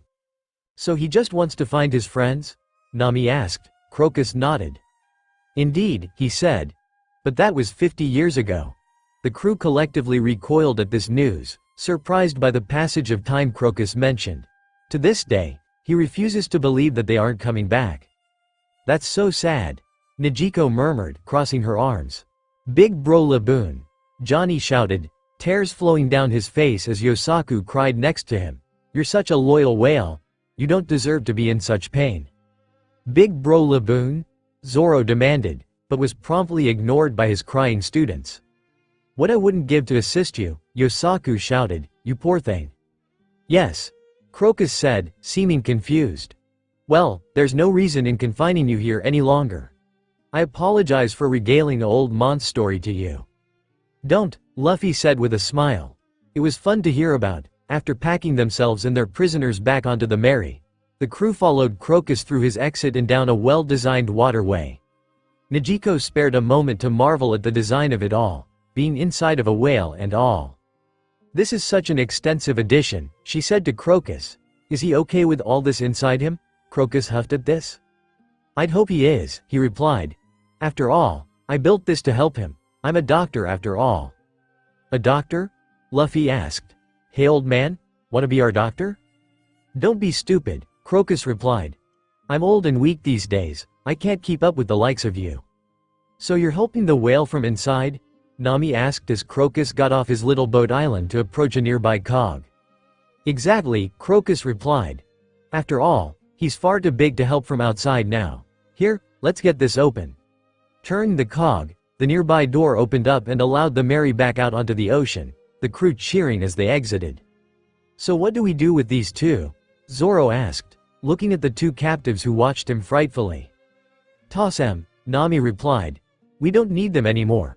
With a mighty heave, Johnny and Yosaku obeyed and tossed the two overboard. The two screeched on their way down, splashing down hard. Is this gastric acid? The woman asked frightfully. No, it's just seawater, Ms. Wednesday, the man said. Who are you guys anyway? His head over the side of the ship. It's none of your business, the man shouted. Nijiko could hear the two spouting off about something, but she wasn't really paying attention. She was more interested in the small spherical object laying on the deck. Her name is Ms. Wednesday, huh? Sanji asked with hearts in his eyes. What a mysterious beauty. What is this thing? Nijiko asked as she picked up the small strapped object. From the looks of it, it was a compass pointer in a glass sphere, but she had no idea what it was supposed to be for. Is it okay to let those two go? Nami asked Crocus. They might come back. Crocus just shrugged at this. And if we kept them here, their allies would come for them and Laboon, he said. It's fine the way it is. The crew disembarked and sat around some tables set out by Crocus, Luffy stretching his back. Hard to believe he's been here 50 years, the captain said. I wonder where they are. Isn't it obvious? Sanji demanded. This is the Grand Line, and those guys said they'd be back after 2 or 3. They're dead, plain and simple. Don't say that, Usopp said. Maybe they're just struggling. This poor guy waited for 50 years, don't just trash on his dreams like that. Big bro Laboon will see them one day. Johnny shouted as he got involved. The pirates will come back, I know they will. The trust is more cruel than the dream, Crocus said, speaking up. I searched the Grand Line already, they're gone. Huh, Usopp asked, him and Johnny looking heartbroken. But they'd need to escape through the calm belt to do that, Nami said.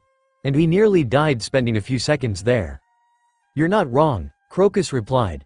I don't know if they're alive or if they escaped, but what I do know is that they're never coming back. No one wants to return to this catastrophic place once they've left. What does that mean? Yosaku asked curiously. Crocus turned to him.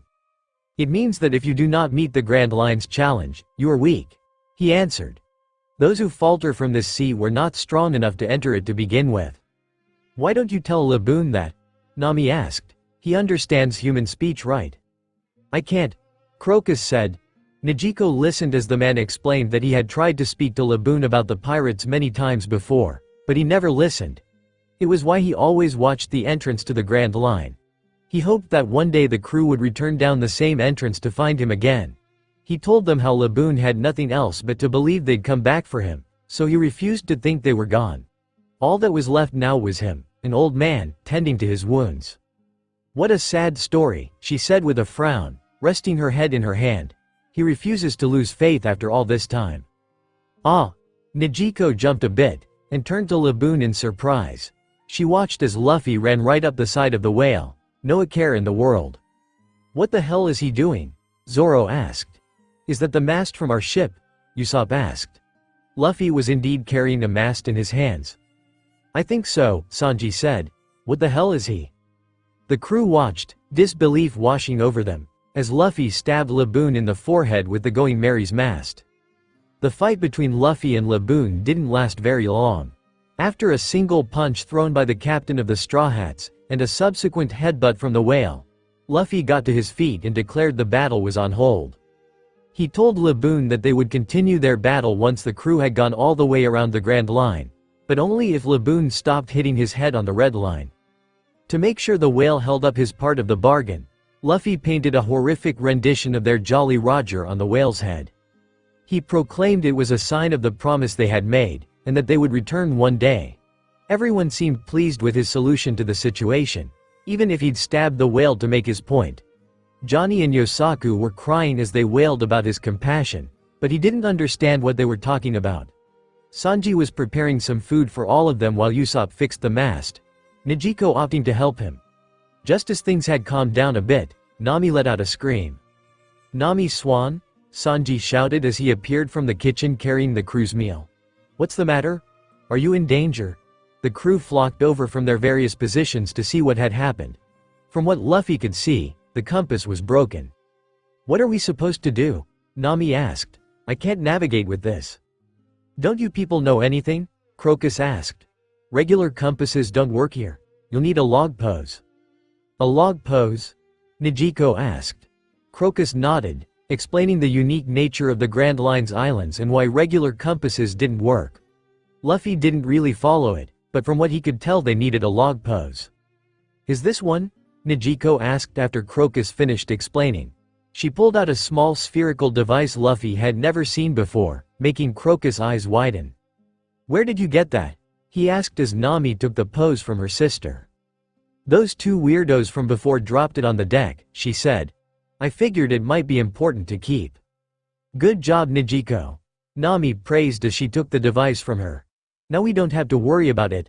Luffy was glad that their problem was resolved, but what he was happier about was how delicious the food Sanji had prepared was.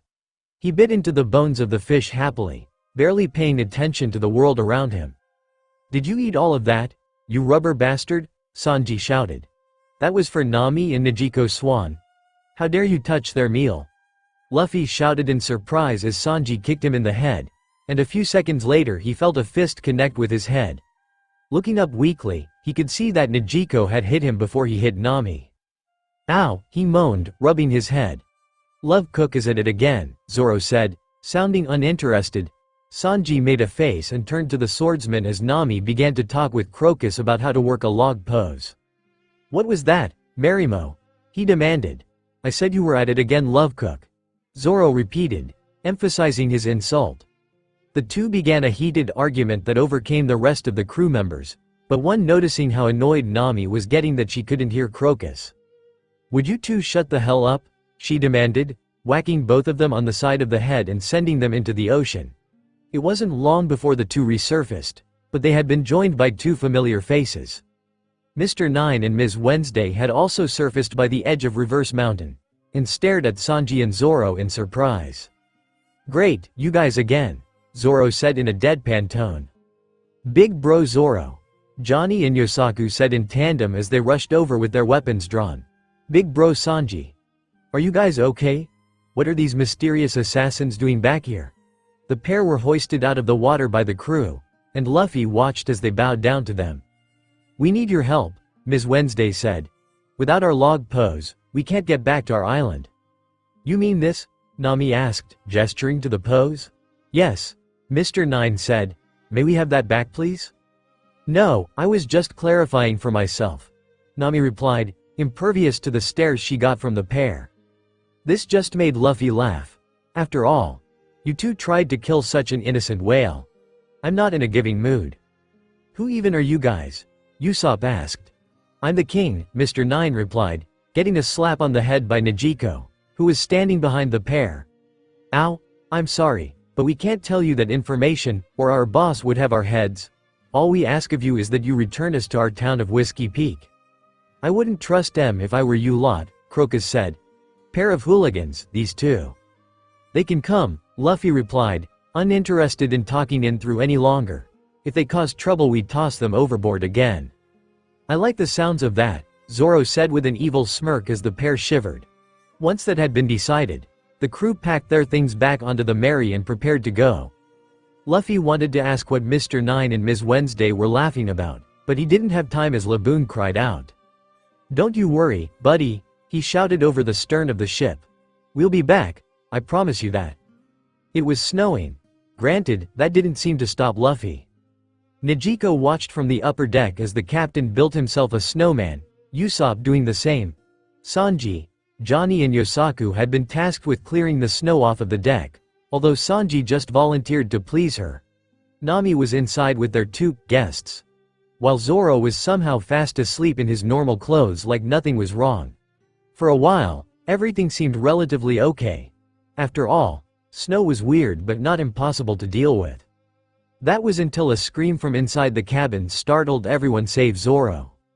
"Turn us around," Nami shouted as she burst from the cabin. "We need to do a 180. "Why do we need to go back?"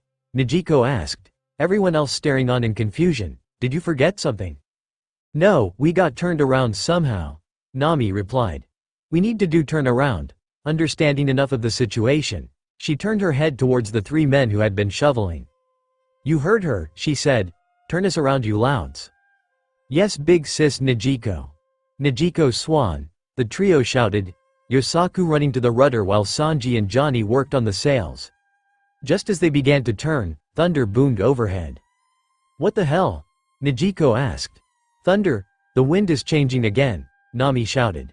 "Johnny, don't furl the sail anymore." Got it," Johnny said.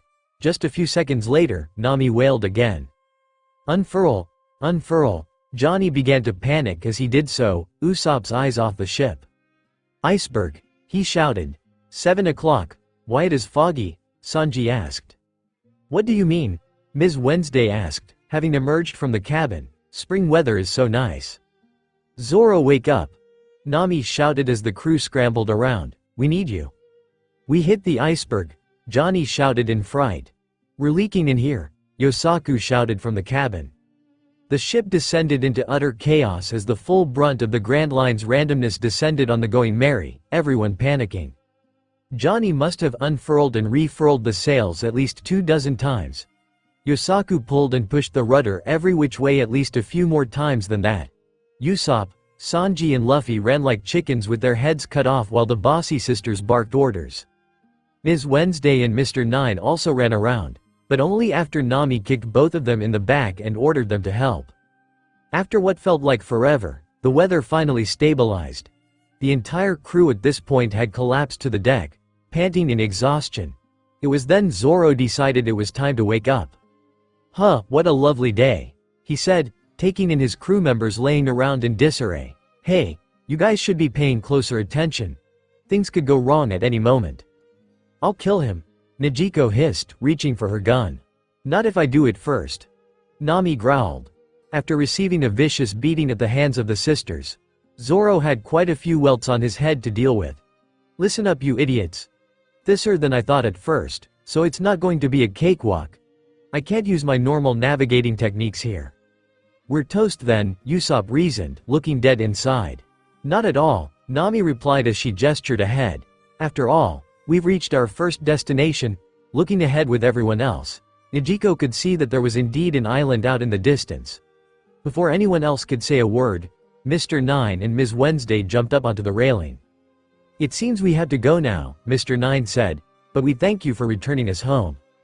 We will meet again if we're destined to," Ms. Wednesday added. "Bye." With this the two leapt right off the ship, swimming like a pair of maniacs towards the island. "Freaks, the pair of them," Nijiko said. "Let's hope they're not indicative of the inhabitants here," Nami added weakly as they pulled closer to the island. "It looks like there's a river to take us into port. Make sure we don't miss you guys." "What if this island's haunted or something?" Usopp asked weakly as he worked with Yosaku to keep the Mary on course. "That'd be scary," Yosaku agreed, "or big monsters." "Gah!" Usopp shouted. "Don't even make me consider that." "Easy you two," Nijiko said as she peeked in on them with a smile. "I'll be relying on you if something bad happens." The two men stared at her quietly for a moment before their cheeks flushed and they puffed out their chests. Of course, Usopp said, looking valiant now. After all, I'm the great Captain Usopp. I'll protect you if things go bad, big sis Nijiko, Yosaku said happily. Grinning as her subversion worked, she returned to watching the island grow closer. After a while, she could hear what sounded like someone speaking off in the distance. Do you guys hear that? She asked. Sounds like people, Luffy said. I wonder what's going on? There are people on this scary island? Usopp asked. What's so scary about a bunch of cacti? Zoro demanded. True to his word, the island did seem to be covered in massive cacti. Nijiko had never seen something so odd, and they'd only just gotten to the Grand Line. What other amazing things would she see? The closer Mary came to the town in the fog, the more the noise increased. Until what was really happening finally came into view. Nijiko's eyes widened as she saw the inhabitants of Whiskey Peak cheering and screaming for them as they entered, confetti and other celebratory traditions flying everywhere. Welcome to the Grand Line, brave warriors, a voice shouted. The journey here must have been strange for newcomers, another said. You're welcome to relax here all you like. What the hell is this? Nijiko asked, confused. There are so many cute girls, Sanji shouted, not answering her question in the slightest. It seems these people love pirates, Johnny surmised as Usopp blew kisses to the crowd like some kind of war hero. If they're this close to the entrance, I suppose they make a lot of money off of pirates seeking to conquer the Grand Line. So we're heroes, Usopp said, missing the point completely. Once the ship had reached the docks, the crew got off onto land and were immediately greeted by a man. The man had very curly white hair, and a rather flat-looking face. Despite this, the smile on his face was quite warm. Welcome pirates, he said. My name is Igaraboy, and welcome to Whiskey Peak, the town of music and liquor. We are very honored. Nijiko recoiled as the man did some odd throat-clearly technique. To welcome you, I am here to cordially invite you to a party, thrown for you. That's all you had to say, Luffy, Sanji and Usopp said together, dancing happily. That was seriously all it took. Nami asked weakly. By the way Igaraboy, how long does it take for a log to store here? A log? Igaraboy asked. Now is not the time for work-related matters. It's time for you all to relax. Nami was quickly caught up in the party atmosphere, but something didn't sit right with Nijiko. What kind of place? Especially in the Grand Line. Welcome pirates so easily. Something stunk, and for once it wasn't one of the men on the crew. Be on your guard, Zoro said from her side, catching onto the look she was giving Igaraboy. I don't trust them, either. You too, he said, which made Johnny and Yosaku run to his side. Don't fall for any of their crap. Something's up. Are you sure, big bro? Yosaku asked. Johnny's explanation seemed pretty viable. So is the explanation that they're hiding something from us, Zoro replied. Be on your guard tonight. If something was up with the inhabitants of Whiskey Peak, Johnny had to admit they were excellent at hiding it. They had crammed the entire crew into a bar and supplied with alcohol, food, and fun. Luffy was eating to his heart's content, the chef in disbelief at how much he could shovel in. Zoro and Nami were drinking people under the table, no one sure how Nami was able to handle so much. Zoro had promised getting drunk wouldn't be a problem, so Johnny let him go. Sanji was surrounded by women and seemed to be fading off into heaven, while Usopp told lie-laced stories and had more women swooning. This sure is a big party, Yosaku said from his side, picking at the food they'd managed to sneak away from their captain. Sure is, Johnny agreed. Makes you wonder why we're so important? The pair remained silent for a moment, thinking back to their teacher's words. Do you think what Big Bro Zoro said is right? Yosaku asked. Do you think these people are hiding something? I'm not sure, Johnny said with a frown. On one hand, he wanted to believe these people were just genuinely nice and helpful. That being said though, this was the Grand Line. So odds were something was going on. I trust Big Bro Zoro though, so if things go poorly we need to be able to protect the crew. Big Bro Luffy is too trusting to think these people would trick him. That's true, Nijiko said from the other side of the table. Look at that guy, eating as much as he can shove into his stomach. He's so lucky he's rubber. Johnny had to admit the captain's habits were insane, but being such a hero must have been a big difficult job. And a difficult job requires big meals. So keep your eyes open, you two. If they're going to try anything, it'll be tonight. Yes, ma'am. They cried in unison. Oi, Zoro said, smacking his sleeping students on the back of the head to wake them up. That mayor dude is making a move, we're following him. Do we have to? Yosaku asked as he yawned. That food made me so sleepy. Get up already, Nijiko said from behind Zoro. She'd already been ready to slip out and watch with him, so there would be 4 of them if something went wrong. He's got to be up to something. Yes ma'am. Both of them grumbled as they stood, grabbing their swords from Zoro. Together the troop of 4 made their way out the back of the bar they were resting in, sneaking around the edges to see what was going on. Zoro decided he'd had enough of looking around the edge of the building, so he climbed up the side of the building to get to the top, the other 3 grumbling as they slowly followed him. Once they got to the top, they were given a full frontal view of Igarappoi speaking with Ms. Wednesday and Mr. Nine, as well as some nun Nami had drunk under the table earlier. He couldn't really hear what they were saying, but soon enough it became obvious something was up. "30 million berries?" Ms. Wednesday and Mr. Nine yelled at once. Judging from the paper Igarappoi was holding, he was talking about Luffy's bounty. "It'd be shameful to underestimate those pirates," Igarappoi said. "Don't panic, they're all knocked out right now. Take all of them loot on their ship and tie them up. Once we have that, we can turn them into the navy and earn ourselves 30 million. Looks like they're dirty liars after all," Zoro observed as he watched other Whiskey Peak residents move out and about. It seemed like his prior guess had been correct. "What should we do?" Nijiko asked. "The other street is right now." "I'll tell you what we do," Zoro replied. Before Nijiko, Johnny or Yosaku could question him, Zoro cleared his throat. This caught Igarappoi's attention, who jumped and turned to look up at him. "You," he said in surprise. "Sorry man," Zoro said as he drew one of his blades, "but I'm afraid we can't let you do that." Just as he stood and made his presence known, a man ran out of the bar. "There's 4 of them missing," he shouted, "they disappeared." "Not to worry, we're up here," Nijiko said, also making her presence known. Johnny and Yosaku, albeit a little scared, also stood. Just as he said, "We can't let you stop us here."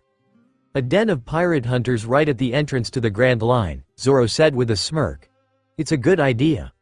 Catch them off guard with the friendly village routine. Too bad though, Baroque works. We'll be leaving here unscathed." How do you know our company's name?" Mr. Nine asked in surprise. "Yeah, how do you know?" Nijiko asked, watching Zoro warily. He cast her a look, trying to look reaffirming. "They sent me a work offer in the past," he said. "I refused. They're a secretive bunch. Code names, no real identities, the works. From what I heard, no one knows the boss's identity at all." "Baroque works?" Yosaku hissed. "Big bro, they're one of the most renowned bounty hunting groups in the world?" "I know," Zoro said as he turned back to face the group of pirate hunters, about 100 in all, who were readying their weapons. "Which is why we're shutting them down now." "Huh?" Johnny asked. Zoro smirked as he drew his own blades. "We'll be your opponents tonight, Baroque works. A good old-fashioned brawl. Alright you two," Zoro said. "This will be your first official test as students of mine. Let's see if you can handle some of these guys. Let's go." Johnny gaped at his teacher as he leapt from the rooftop they were standing on, right into the fray of enemies below. "Yeah, good luck with that," Nijiko said. "I'll go down the normal way." The quartermaster started to climb down, leaving the 2 swordsmen confused. What do we do?" Yosaku asked weakly. "Do we jump?" "I guess we have no other option," Johnny replied weakly. Steeling himself as battle sounded off below, he leapt from the rooftop, aiming for the open space Zoro had created. Landing and rolling, Johnny drew Sutomakura and raised it, waiting for the battle to begin. Yosaku landed as well, which signaled that the fight would start. Zoro quickly made work of anyone who came to close, this 3-sword style demolishing the lesser swordsmen who charged them. Johnny turned and easily deflected an attack, a horizontal strike aimed to maim him, disarming the combatant and kicking them in the stomach. He turned and locked blades with another man who came for him, clashing with him violently. "Remember your training? These guys don't match up to Big Bro Zoro at all." It was time that he started to use his special style. During his rigid training with Zoro, He had advised that both him and Yosaku come up with a style of fighting, one that would be all their own that they could use. That way, they weren't just swinging their blades around uselessly. He was nowhere near perfecting his technique, but he liked to think that his new attacks were interesting. Sword of the Sea. Cascading slash. Kicking his opponent again, Johnny twirled and brought his blade down vertically, slashing the bounty hunter across his front and dropping him immediately. Grinning at his success, he turned and repeated these blows a few more times against people who weren't looking at him in an attempt to weed them out. "Got you," a voice said. Johnny whirled just in time to parry a strike from another swordsman, but the angle he was holding was too awkward for him to hold for long. Before either could do anything, a gunshot rang out and blood spurted from the mont's right arm. This momentary opening allowed Johnny to overpower him, slashing him away. He looked up to catch a glimpse of Nijiko in a nearby building before she ducked under the windowsill, being fired at by other Bark Works members. It was obvious that her shot had saved him, but he'd have to thank her later. For now, he could simply return the favor.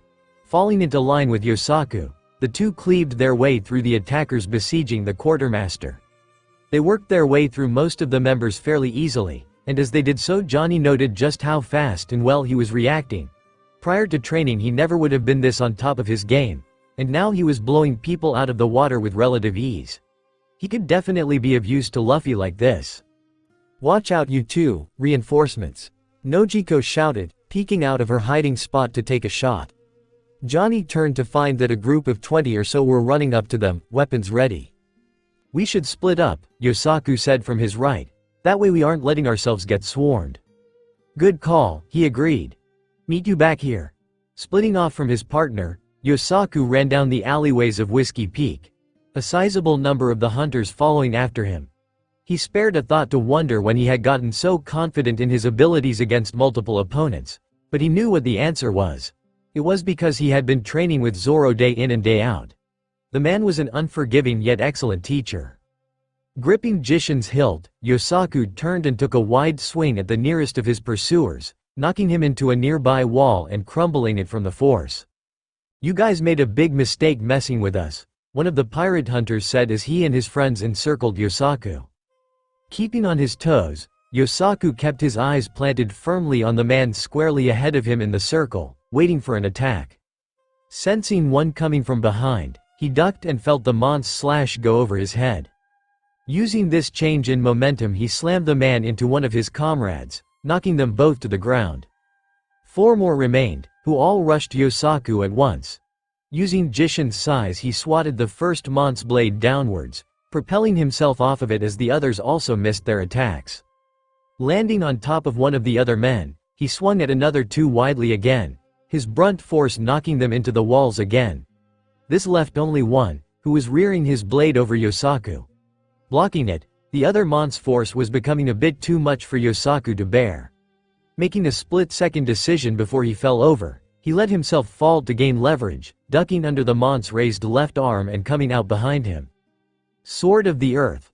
Landslide slash. Bringing Jishin over his head, he slammed it downwards with all the force he could muster. The attack sent the Baroque Works agent straight into the dirt, cracking the ground as he impacted. Sighing in relief, Yosaku looked down at Jishin as he recalled the sparring sessions he'd had with Zoro. "The sea and the earth, huh?" he asked. "Why those specifically? Any reason?" "I want to be unrelenting like the crashing waves," Johnny said as he practically sang his response. "I want to be unmoving like the ground beneath us," Yosaku said. Zoro gave the pair an unimpressed look, sighing. "I see," he replied simply. "Well, if that's the case then I know what we'll have to do. Johnny, would you all focus on affirmative action and taking control of the fight? With Yosaku, we'll train to be a reactive fighter and wait to take the fight away from your opponent. Sound good?" "Anything you say, big bro. Big bro's training really is paying off," he said with a grin. "I waited and took control of the fight when I saw an opening. I can't wait to tell big bro." Deciding it was best to look for the aforementioned teacher, Yosaku kept Jishin ready as he rounded corner, looking for anyone that looked like they wanted to fight. For the most part he saw no action, only hearing the occasional slash and gunshot. Finally, after what felt like forever, he rounded another corner and found Zoro grappling with what looked like a man yet had the facial features of a woman. He watched as Zoro was pounding into the ground and punched in the face, making his eyes widen. "Big bro Zoro!" he shouted in surprise, readying his blade to run in. Before he could make a difference, however, Zoro had regained control of the fight and stood, grabbing his attacker around the face with his hand. "Ah, where did all that bravado go?" he demanded. "You looked so tough a second ago." Squeezing a little harder, Yosaku watched as the man or whatever hit the ground, unmoving. Zoro finally seemed to notice his presence now, looking up. "Ah, Yosaku. Did you defeat some of them?" Yes I did. I did exactly as you taught me and it worked so well." "Well, I'm glad. Let's hope Johnny and Nijiko are okay. Especially Nijiko. I'm not a fan of leaving her on her own in this." "I'm fine," a voice said. Yosaku and Zoro looked up to find Nijiko dangling her feet off of the rooftop above them, pistols in hand. "I was playing cat and mouse with these idiots." "Did they get you?" Yosaku asked, noting the blood dripping down the woman's face. Nijiko shook her head as she wiped it away. "Nah, they just nicked me," she replied. "Nothing to worry about." "Big bro Zoro." Johnny's voice came as he rounded the corner. "Big sis Nijiko, Yosaku, are you guys alright?" "We're fine," Zoro replied. "More importantly, is that everyone dealt with?" As if one cue, the named agents of Bark Works showed themselves again. Ms. Wednesday and Mr. Nine accompanied Igarappoi as they faced off the four of them from the other side of the road. "It seems we underestimated these pirates after all," Igarappoi said, a saxophone in his hands. "For 100 agents to be defeated by Fameful. We'll have to deal with this ourselves then," Mr. Nine said, steel bats in his hands. Ms. Wednesday smirked as she raised a hand to her mouth. "I'll follow your lead, Mr. Nine," she said, whistling. "Karoo, give me your hand." A loud quack somewhere in Whiskey Peak came in response, and Yosaku watched as a duck wearing some sort of blue hat appeared out on nowhere behind the pair. And he just stood there, a wing outstretched. "Not literally, you moron." Ms. Wednesday shouted angrily. "Just come here." Karoo quacked again and rushed to her aid as Igarappoi raised the saxophone to his lips, bullets shooting out of the end like a gun. Realizing they were sitting ducks, the three swordsmen ducked for cover as Nijiko sprang back over the edge of the building to conceal herself. Yosaku waited until the bullets had stopped firing to peek out, but by doing that he nearly got his head taken off by Ms. Wednesday as she rode by, swinging a peacock slasher on her finger. He was fully prepared to defend herself until he watched her ride away on the duck, yelling for him to stop. "What was that?" he demanded, confused. He recovered from his confused just in time to dodge the next oncoming hail of bullets from Igarappoi, who was still covering the whole street with his attack. How exactly was he supposed to get out of this? Nijiko knew that Mr. Nine had followed her, and she wasn't going to let him have his way. Despite not liking the danger Nami had frequently put her life in, Nijiko figured that stealth was probably a very valuable skill. So, she decided that trying her hand at it would be in her best interest. She couldn't tell if she was good at it though, as Mr. Nine might have just been oblivious. "Come on out, little girl," Mr. Nine shouted. "I just want to turn you into the Navy to earn a cut from your captain's bounty." "Like hell I will." Waiting until he passed the chimney she was hiding behind, Nijiko burst forth and slammed her leg into the back of Mr. Nine's knees, crumbling him to the ground. Without missing a beat she beat him over the head with the butt end of her pistol, knocking him to the floor quickly. She sighed as she put the weapons away and regarded the man weakly. "Are you seriously supposed to be a good member of this agency?" she demanded. Shrugging, she reached down to drag him back, only for him to whip around and slam a foot into her stomach, winding her and forcing her back. "Stupid woman," he shouted, "don't you know who we are? You don't get away from Baroque Works." Winded and dazed from the kick, Nijiko felt adrenaline begin to pump through her body. She'd never been in a fight like this, it was almost exhilarating. Rolling away from Mr. Nine before he could bring his bat down on her back, she drew a pistol and aimed it at him, clicking the hammer back threateningly. Without missing a beat the end of Mr. Nine's bat sprung out, wrapping itself around Nijiko's wrist and causing her to drop the gun. Growling, she drew the other one and fired a shot into the Mon's shoulder, making him lose the grip he had on his bat and drop to the ground. He didn't miss a beat though, charging her with his bare hands. Nijiko blocked the initial attack almost on instinct, blocking the right hook with her arm. As he tried to pull away, she veered back and slammed her leg into his body, sending him to the ground again. He rolled away and stood, grabbing his bat and swinging it widely at her. She took the first swing hard, groaning as the metal bore into her arm as she blocked it, ducking underneath the next swing. Nijiko drove her fist into his stomach, knocking the wind from him as well.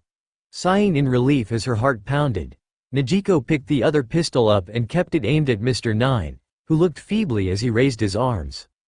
"Walk back towards your friends," she warned, aiming squarely at him. "Move funnily once and I'll blast you." Growling but also knowing defeat, Mr. 9 raised his hands up and walked back towards the street, where gunfire could still be heard. Once they arrived, Nijiko saw Johnny and Yosaku tackle Igarappoi to the ground, Zoro leaning over him with the butt end of his sword aimed in between the mont's eyes. "Checkmate," Zoro said with a grin. "Guess a 3 versus 1 was unfair, eh, old man?"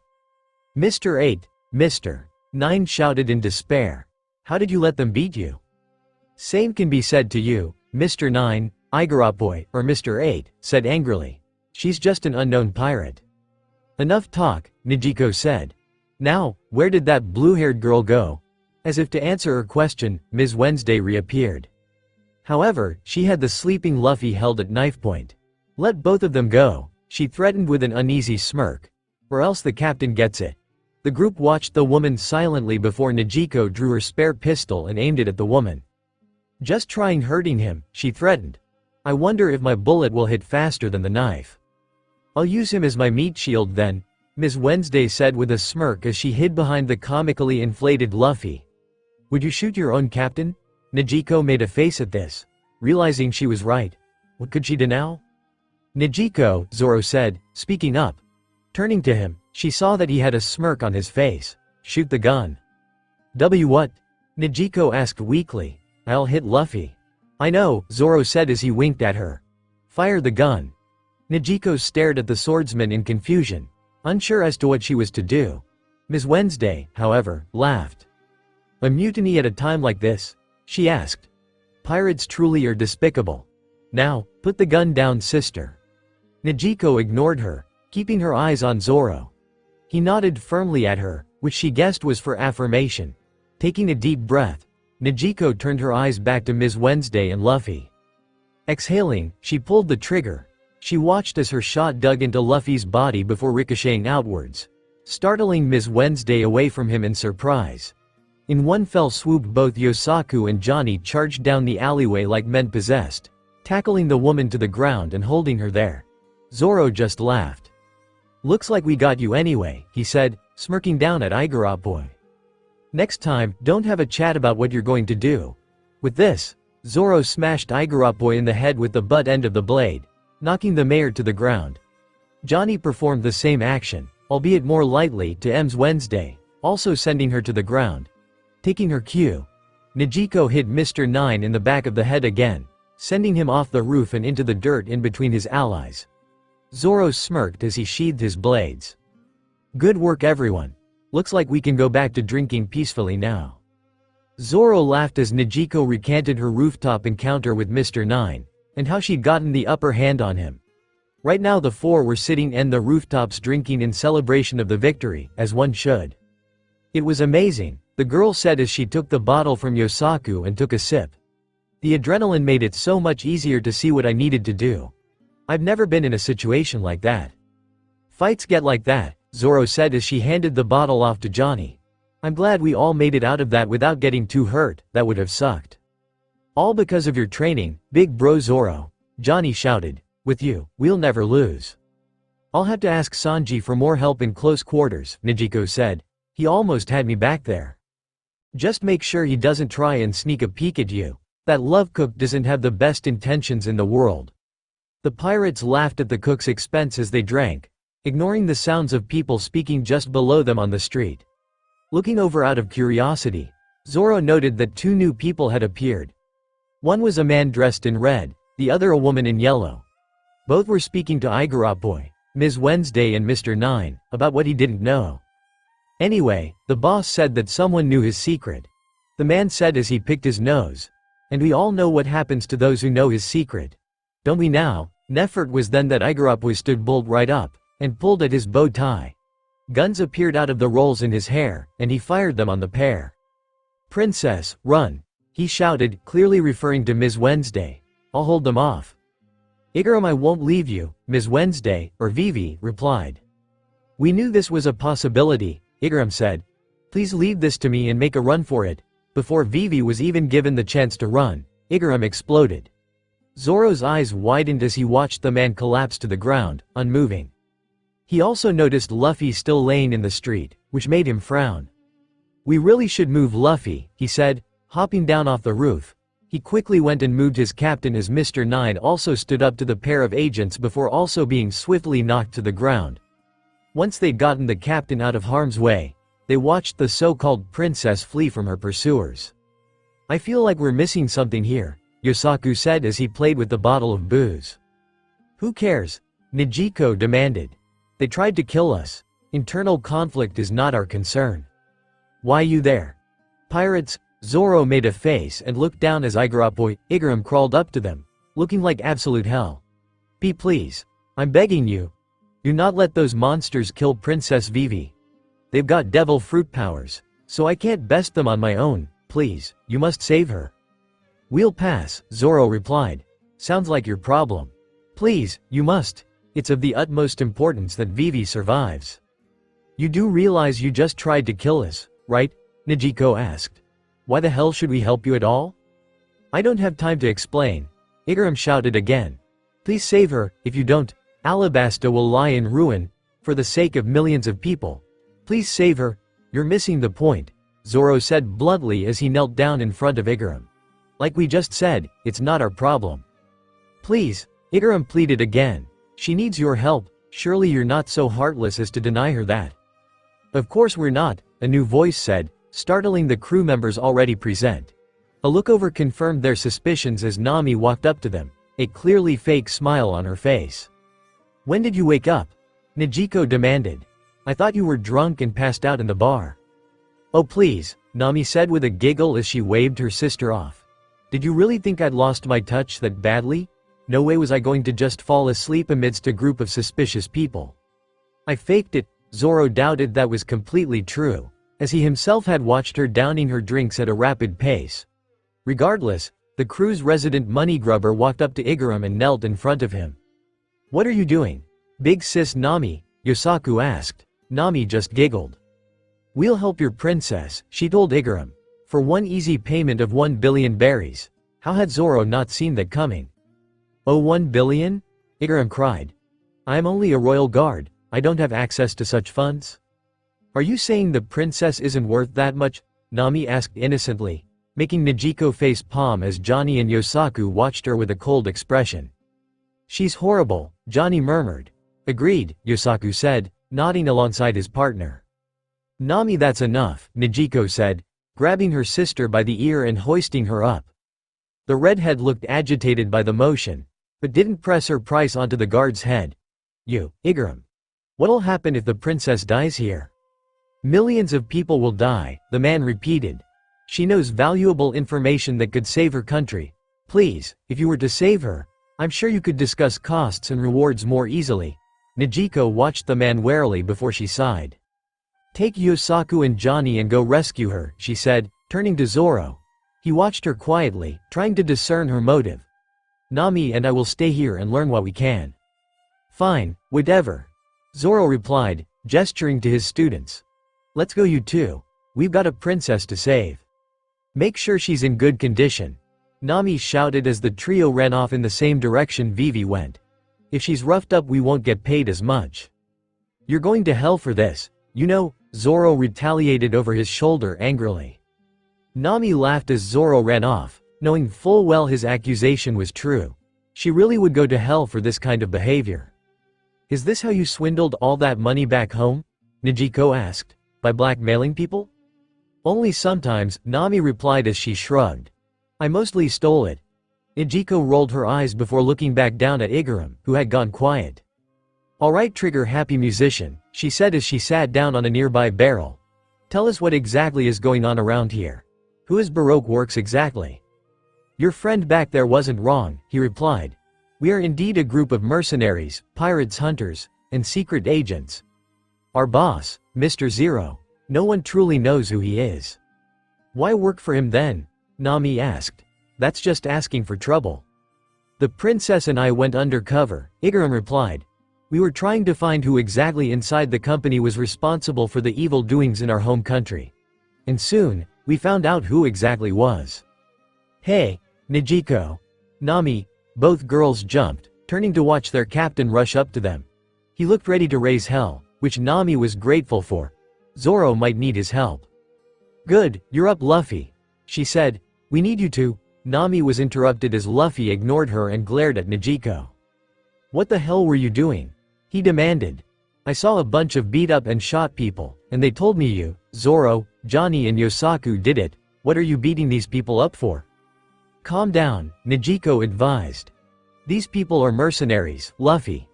They planned on capturing us and taking us to the Navy for your bounty. Huh? Luffy asked, calming down almost immediately. He saw Igaram on the ground, and watched him like an owl. Is that true, old man? Well, technically yes, but… Well then you deserved it, Luffy shouted, stomping a foot down on Igaram's back, making him cry out in pain. Good job, Nijiko, they really had me fooled. We could tell, she replied with a smile. You really stuffed your face back there. Huh. Well, that guy was a good cook. Not as good as Sanji, but still pretty good. Can we discuss this later? Nami demanded, making Luffy look at her in confusion. Luffy, long story short, Zoro needs your help saving someone right now. He ran off that way, so go and help him. Luffy looked even more confused before he nodded. I don't really get it, but sure. Hey, make sure we take any of the food left here. I really like the… Get going. Nami shouted, slamming her fist against his head angrily. She watched as the captain ran off in a fright, looking for Zoro and the others. Sometimes I wonder about him, Nijiko said. Nami sighed and crossed her arms. I know, I do too, she replied as she looked back at Igaram. Now, explain everything, in detail, please. It hadn't taken Zoro, Yosaku and Johnny long to catch up to the agents chasing the princess, stepping in front of them to prevent them getting any closer to her. Why are you guys back here? She demanded angrily. I don't have time to take you on right now.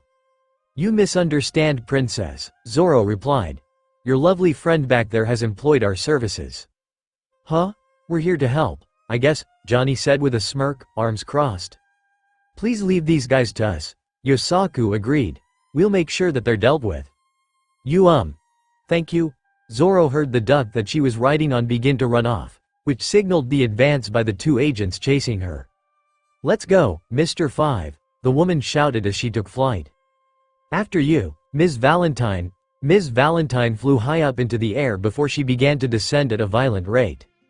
Zoro and the others jumped out of the way just before she created a crater with her impact, throwing up dirt and debris as she did so. Before they could totally recover, an explosion rang out, presumably from Mr. 5.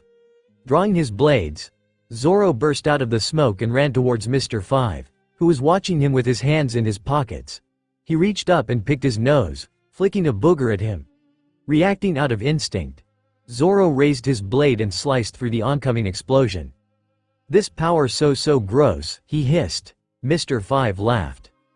Perhaps, but it's powerful all the same, he said. I'm an explosion man. I can make any part of me explode whenever I want, so it'd be in your best interest to. Mr. 5 was cut off as an elastic fist slammed into the back of his head, forcing him down into the dirt and creating a small crater. Looking up, Zoro saw Luffy land nearby with a smile on his face. Zoro, he greeted. Glad I caught up to you. Glad to see you finally woke up, Zoro said as he rested a blade on his shoulder. I'm surprised you didn't wake up when I told Nijiko to shoot you. Huh? I'll explain later, he replied, looking back at Mr. 5 as he began to stand up. For now, we need to deal with these guys and save that blue-haired girl. You understand? Barely, but let's kick this guy's ass. Ha ha ha ha. Ms. Valentine laughed as she flew above both Johnny and Yosaku's strikes. Did you two SMY pirates really think you could take me on? I'm way out of your league, in more than one way. How is she flying exactly? Yosaku asked as the pair regrouped. I don't get it. That curly-haired guy said these two ate devil fruits. Johnny replied as he gripped his blade tightly. So it stands to reason she's using its powers. Ms. Valentine laughed at this. Oh, so Mr. Eight's been running his mouth, huh? She asked. I'll have to make sure he's punished for that later. He's right though. I ate the kilo fruit. It lets me change my weight whenever I want. It mashed silly young men like you too. With this she took off into the sky, flying above them with her umbrella. Soon enough she began to descend at a rapid rate, and Johnny dove out of the way as she hit the ground. Another crater was created in the ground, throwing up debris and smoke. Growling, Johnny rushed through the smoke towards the center, finding Ms. Valentine at center. He swung his blade at her, but she easily dodged the strike. Yosaku came out of the smoke from behind her and slashed downwards at her, but she dodged that one as well. The two worked in tandem, hacking and slashing at her with all their might, but she managed to avoid every strike. Are you guys really this weak? She demanded as she took her umbrella out again. I think I'd rather go fight your friends back there. They seem actually tough. She opened the umbrella, preparing to float, but nothing happened. Johnny smirked as she stared up at her umbrella in surprise. What the? She asked in confusion. When did you do that? A giant slash had cut through the fabric of the umbrella, rendering it useless.